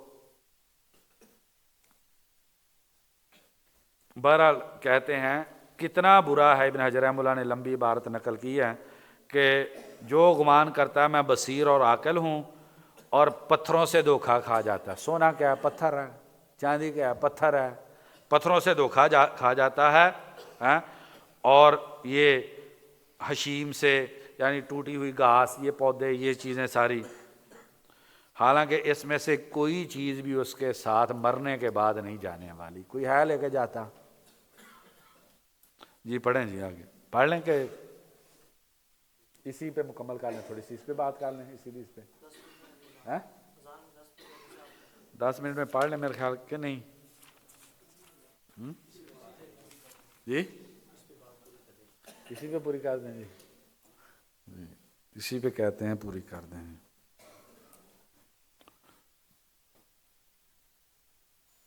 امام زہری رحمہ اللہ بادشاہوں کے پاس آتے جاتے تھے، اور ایک آدمی کا یہ ہمارے اسلاف کے اندر ایک بحث موجود رہی ہے کہ جو حکمرانوں کے پاس جاتے ہیں وہ کیسے لوگ ہیں، یہ ایک بحث ان میں موجود رہی ہے۔ ہمارے اسلاف کی ایک بڑی تعداد ایسی ہے کہ جو حکمرانوں کے پاس جانے کو اپنی دینداری کے لیے نقصان والی چیز سمجھتے تھے، بلکہ کئی راوی ایسے ہیں کہ ان پر جرح اسی وجہ سے کی گئی، اکرمہ رحمہ اللہ ان پر جرح کی گئی ہے کہ یہ حکمرانوں کے پاس جاتے تھے۔ اور ہمارے اسلاف کا حکمرانوں کے ساتھ رویہ کیسا ہوتا تھا، تو وہ بہت مثالیں ہیں۔ حماد بن سلمہ رحمہ اللہ، خطیب بغدادی رحمہ اللہ الجامع اخلاق راوی و آداب السامع میں غالباً اسی میں اس میں ذکر کیا ہے، گھر کے اندر ہے، کسی نے دروازے پہ دستک دی ہے، تو جی دیکھا تو بادشاہ کا ہرکارہ آیا ہے، جی بادشاہ سلامت آپ کو بلا رہے ہیں۔ تو کہا کہ میں نے تو نہیں بادشاہ کے پاس جانا، مجھے تو بادشاہ سے کوئی کام نہیں ہے۔ ہم بھی ایسے ہی ہیں نا، ہماری بھی کیفیت یہی ہے نا، ہمارے جو بڑے ہیں، جو ہماری جماعتوں کے عمراء ہیں، ان کی یہی کیفیت ہے نا۔ ہم جو مدارس میں پڑھا رہے ہیں ہماری بھی یہی کیفیت ہے نا، اسلام آباد میں اگر آ جائے تو کہا مجھے تو اس سے کوئی کام نہیں ہے، میں نے کیا کرنے جانا ہے، اگر بادشاہ صاحب کو کوئی کام ہے تو آ جائیں۔ تھوڑی دیر بعد پھر دروازہ کھٹکھٹایا گیا، تو جی بادشاہ سلامت باہر کھڑے ہیں۔ انہوں نے کہا جی بادشاہ صاحب سے فرمائیں کہ یہ جتنا لو لشکر ساتھ لے گئے نا، پروٹوکول گاڑیاں ساری، یہ باہر چھوڑ دیں اور خود اندر آ جائیں۔ بادشاہ صاحب اندر آئے تو کہہ رہے میں نے سوال کرنا ہے۔ ان کا سوال کرنا، لیکن اس میں اسلام اور مسلمانوں کی ذلت نہیں ہونی چاہیے، ایسا سوال نہیں ہونا چاہیے۔ سوال کیا، جواب دیا، پیسے نکالے، یہ ہماری طرف سے نذرانہ قبول فرما لیجئے، یہ مسجد فنڈ ہے، یہ آپ کا فنڈ ہے، ایسے ہی ہوتا ہے نا، ہاں؟ تو یہ آپ کے لیے نذرانہ ہے۔ تو کہنے لگے مجھے تو اس کی ضرورت نہیں ہے۔ بادشاہ نے کہا آپ ایسے کریں کہ آپ جا کے فقراء میں تقسیم کر دیں، آپ کو اجر مل جائے گا۔ ہمارے اسلاف دیکھیں، دنیا دیکھیں ان کی نگاہ میں، آخرت دیکھیں، اللہ تعالیٰ دیکھیں ان کی نگاہ میں کیا ہے۔ تو کہنے لگے پیسے صدقہ ہی کرنے ہیں، آپ خود جا کے صدقہ کر دو، میں کیوں آپ سے لے کے صدقہ کروں۔ تو اسی لیے ابن القیم رحمہ اللہ فرماتے ہیں العلماء ملوک الملوک، علماء بادشاہوں کے بادشاہ ہوتے ہیں۔ ہماری پوری تاریخ میں ہمارے اسلاف نے، محدثین نے بادشاہوں کو جوتی کی نوک پہ رکھا ہے، یہ تعبیر بالکل صحیح ہے، اپنے پاؤں کی جوتی کے نیچے رکھا ہے۔ اب امام احمد رحمہ اللہ کا آپ دیکھ لیں، پتہ نہیں میں نے پچھلی مجلس میں یہ ذکر کیا تھا یا کہ نہیں، امام احمد رحمہ اللہ بادشاہ کی سب سے بڑی خواہش یہ ہے کہ امام احمد ایک وقت کا کھانا میرے گھر میں کھا لیں، ایک وقت کا کھانا۔ ہمارے لیے یہ شرف ہے اور ہمارے لیے یہ بہت بڑا اعزاز ہے، اور ہم مجلسوں میں بتاتے رہتے ہیں، پہلے سیلفی لیتے ہیں، وہ پوری دنیا میں بھیجیں گے جی میں نے آج فلانے کے ساتھ کھانا کھا لیا، ایسی ہے۔ اور وہ ہماری وہ ڈی پی پہ لگی ہوگی، واٹس ایپ کی، فیس بک پہ، اور پتہ نہیں کس کس مصیبت پہ ہم بتلائیں گے، بڑا تیر مار کے آئے ہیں ہم۔ تو امام احمد بادشاہ کی سب سے بڑی خواہش ایک وقت کا کھانا میرے گھر کھا لیں، نہیں کھایا، نہیں کھاتے تھے۔ تو ایک مرتبہ 3 دن کے بھوکے، ایک کتاب ہے محنت الامام احمد، اس کے اندر یہ واقعہ جو ہے انہوں نے ذکر کیا، 3 دن کے بھوکے، شاگردوں نے دیکھا کہ امام صاحب استاد جی جو ہیں وہ بڑے بھوک میں نڈال ہیں، تو کھانے کا کوئی انتظام کریں۔ کہیں سے آٹا لیا تو تھوڑی دیر میں روٹی لے کے آ گئے۔ امام احمد رحمہ اللہ نے پوچھا اتنی جلدی روٹی تیار کیسے ہو گئی؟ کہا جی آپ کے بیٹے سالے کے گھر میں آگ جل رہی تھی، تو ہم نے اسی پہ جو ہے نا، وہ پہلے سے تندور تپا ہوا تھا، تو ہم نے اسی پہ روٹی لگا لی۔ تو امام احمد 3 دن کے بھوکے کھانا نہیں کھایا۔ کہا کہ سالے کے گھر میں بادشاہ کی طرف سے آتا ہے، اس نے مجھے دینے کی کوشش کی، میں نے نہیں لیا، میرے بیٹے سالے کا وظیفہ حکمران نے لگایا، اس کے گھر میں پیسہ جو ہے نا وہ بادشاہ کا آتا ہے، میں بادشاہوں کے پیسے پہ پکی ہوئی روٹی بھی نہیں کھا سکتا، 3 دن کے بھوکے ہیں۔ آپ سمجھتے ہیں یہ بادشاہوں کے سامنے جھک جائیں گے؟ وہ سید حلبی رحمہ اللہ کا واقعہ ہے نا، اب اگر یہ واقعات شروع کریں گے لمبا وقت چلا جائے گا۔ ایک مجلس میں بیٹھے ہوئے ہیں، ٹانگ پھیلائی ہوئی ہے، تو بادشاہ نے گزرنا تھا، گزرنے کی وہی جگہ تھی، اب بادشاہ دیکھ رہا ہے یہ ٹانگ پیچھے کرے میں گزر جاؤں، وہ ٹانگ پیچھے نہیں کر رہے، درویش آدمی ہیں، انہیں کیا فکر یہ بادشاہ کی۔ تو بادشاہ واپس چلا گیا، انہوں نے کہا کہ اس کو کوئی کرتے ہیں، طریقہ کار لگاتے ہیں، مولوی کو خراب کرنے کے لیے کیا ہے، سرکاری کمیٹی اسلامی نظریاتی کونسل کا ممبر بنا دے، فلانا فلانا عہدے میں ڈال دیں ان کو۔ بادشاہ نے کہا کہ جی بھیجا کہ یہ بادشاہ نے تھوڑا سا آپ کے لیے نذرانہ بھیجا ہے، تو آگے سے کہنے لگے اس کو جا کے کہہ دے جو ٹانگ پھیلاتا ہے وہ ہاتھ نہیں پھیلاتا۔ اتنی حیثیت تھی بادشاہوں کی، اتنی حیثیت تھی ائمہ محدثین کی نگاہ میں۔ تو سعید بن جبیر رحمہ اللہ سیر میں واقعہ ان کا، تو بیت اللہ میں وہ عبد الملک بن مروان کا شاید، تو کہا کہ کچھ آپ کی خدمت کر سکوں، تو کہا کہ مجھے شرم آتی ہے اللہ کے گھر میں تم سے لوں، تم سے میں مانگوں اللہ کے گھر میں بیت اللہ میں ہو کے تم سے مانگوں، مجھے شرم آتی ہے۔ بادشاہ نے کہا چلو ٹھیک ہے، جب باہر نکلے تو بادشاہ نے کہا کہ اب چلو اب تو اللہ کے گھر میں نہیں ہے نا، اب کر لے۔ انہوں نے کہا دنیا دے سکتے ہو کہ آخرت؟ آخرت تو نہیں دے سکتا، دنیا دے سکتا ہوں۔ کہا دنیا تو میں نے اس سے کبھی نہیں مانگی جس نے بنائی ہے دنیا، تم سے کیا دنیا مانگنی ہے، اور ہم ہیں ہی منگتے دنیا کے، دیکھ لیں ہمارا۔ تو ایک یہ طریقہ کار تھا امام محدثین۔ امام بخاری رحمہ اللہ کو کہا گیا بخاری گھر میں آ کے پڑھا دیں، انہوں نے کہا میں علم ذلیل نہیں کرتا۔ انہوں نے کہا جی ہمارے بچوں کے لیے علیحدہ مجلس لگا دیں، یہ غریبوں کے بچوں کے ساتھ نہیں۔ کہا میں یہ کام بھی نہیں کرتا، اگر بادشاہ کے بچوں نے پڑھنا آ کے تو ان غریبوں کے ساتھ ہی بیٹھ کے پڑھنا پڑے گا۔ جس دن ہم یہ ہو گئے اس دن عوام ٹھیک ہو جائے گی۔ تو دوسرا گروہ وہ ہے جو حکمرانوں کے پاس جاتا تھا، ہر کا اپنا ایک فوائد ہے، ہر کی اپنی ایک سوچ ہے، خیر ہے دونوں میں۔ تو امام زہری رحمہ اللہ یہ آتے جاتے تھے، لیکن مالک بن دینار ان کے بارے میں کیا کہتے ہیں، انہی کا یا کسی کا بہرحال امام تہذیب و تہذیب میں دیکھ لیں، تقریباً ہر ترجمے کی کتاب جو ان کی اس میں یہ ان کے بارے میں لکھا ہوا ہے۔ ان کی نگاہ میں سونے چاندی کی وہ حیثیت بھی نہیں تھی جو اونٹ اور گدھے کی لید کی ہوتی ہے۔ یہ نہیں ہے کہ اگر حکمرانوں کے پاس گئے ہیں تو شاہ جی کچھ فرما رہے ہیں؟ اچھا جی، میں تو ان کی نگاہ میں پھر یہ نہیں ہے کہ جا کے اپنا دین بیچ دیا ہے۔ کیا کہتے ہیں؟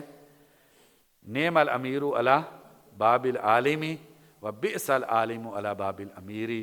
وہ حکمران اچھا ہے جو عالم کے دروازے پہ ہے، اور وہ عالم برا ہے جو حکمران کے دروازے پہ ہے۔ تو آئیے ہم اپنے اسلاف کی زندگی کی طرف زہد و قناعت اگر اختیار کر لیں گے، ہمیں چاہیے ہی نہیں ہوگا کچھ، ہمیں کچھ چاہیے ہی نہیں ہوگا، تو پھر ہمیں کس کے پاس جانے کی کیا ضرورت ہے؟ جیل میں ڈالیں گے تو خیر ہے، معاشرے میں جینے دیں گے تو خیر ہے۔ ابن تیمیہ رحمہ اللہ کہتا ہے اگر میں سونا چاندی ان کو دے دوں تول تول کے، انہوں نے جو مجھ پہ انعام کیا مجھے جیل میں ڈال کے، میں اپنے اللہ کے ساتھ اتنا جڑا ہی نہیں تھا جتنا اب جیل کے اندر آ کے جڑا ہوں۔ جتنی انہوں نے مجھ پر نعمت کر دی ہے میں تو سونے چاندی دے کے بھی ان کا شکریہ ادا نہیں کر پاتا۔ اور پھر کچھ نہیں تھا، سب سے کہتے ہیں مشکل وقت مجھ پہ کون سا تھا، جب قلم وغیرہ قلم اور کاغذ لے لیے، کہہ رہے ہیں لیکن پھر قرآن مجید تو سینے سے نہیں نا کوئی نکال سکتا۔ تو میں نے قرآن مجید پہ غور کیا، اللہ تعالیٰ نے مجھ پہ وہ چیزیں کھولیں، تو مجھے دکھ ہوا اپنی اس زندگی پہ جو میں نے علم میں گزاری، میں نے قرآن پہ کام کیا ہوتا۔ کون کہہ رہے ہیں؟ شیخ الاسلام ابن تیمیہ رحمہ اللہ۔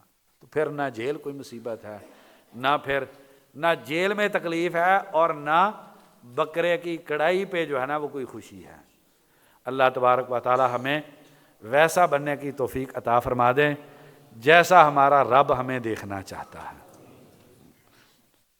سبحان ربک رب العزت عما یصفون وسلام علی المرسلین والحمد للہ رب العالمین۔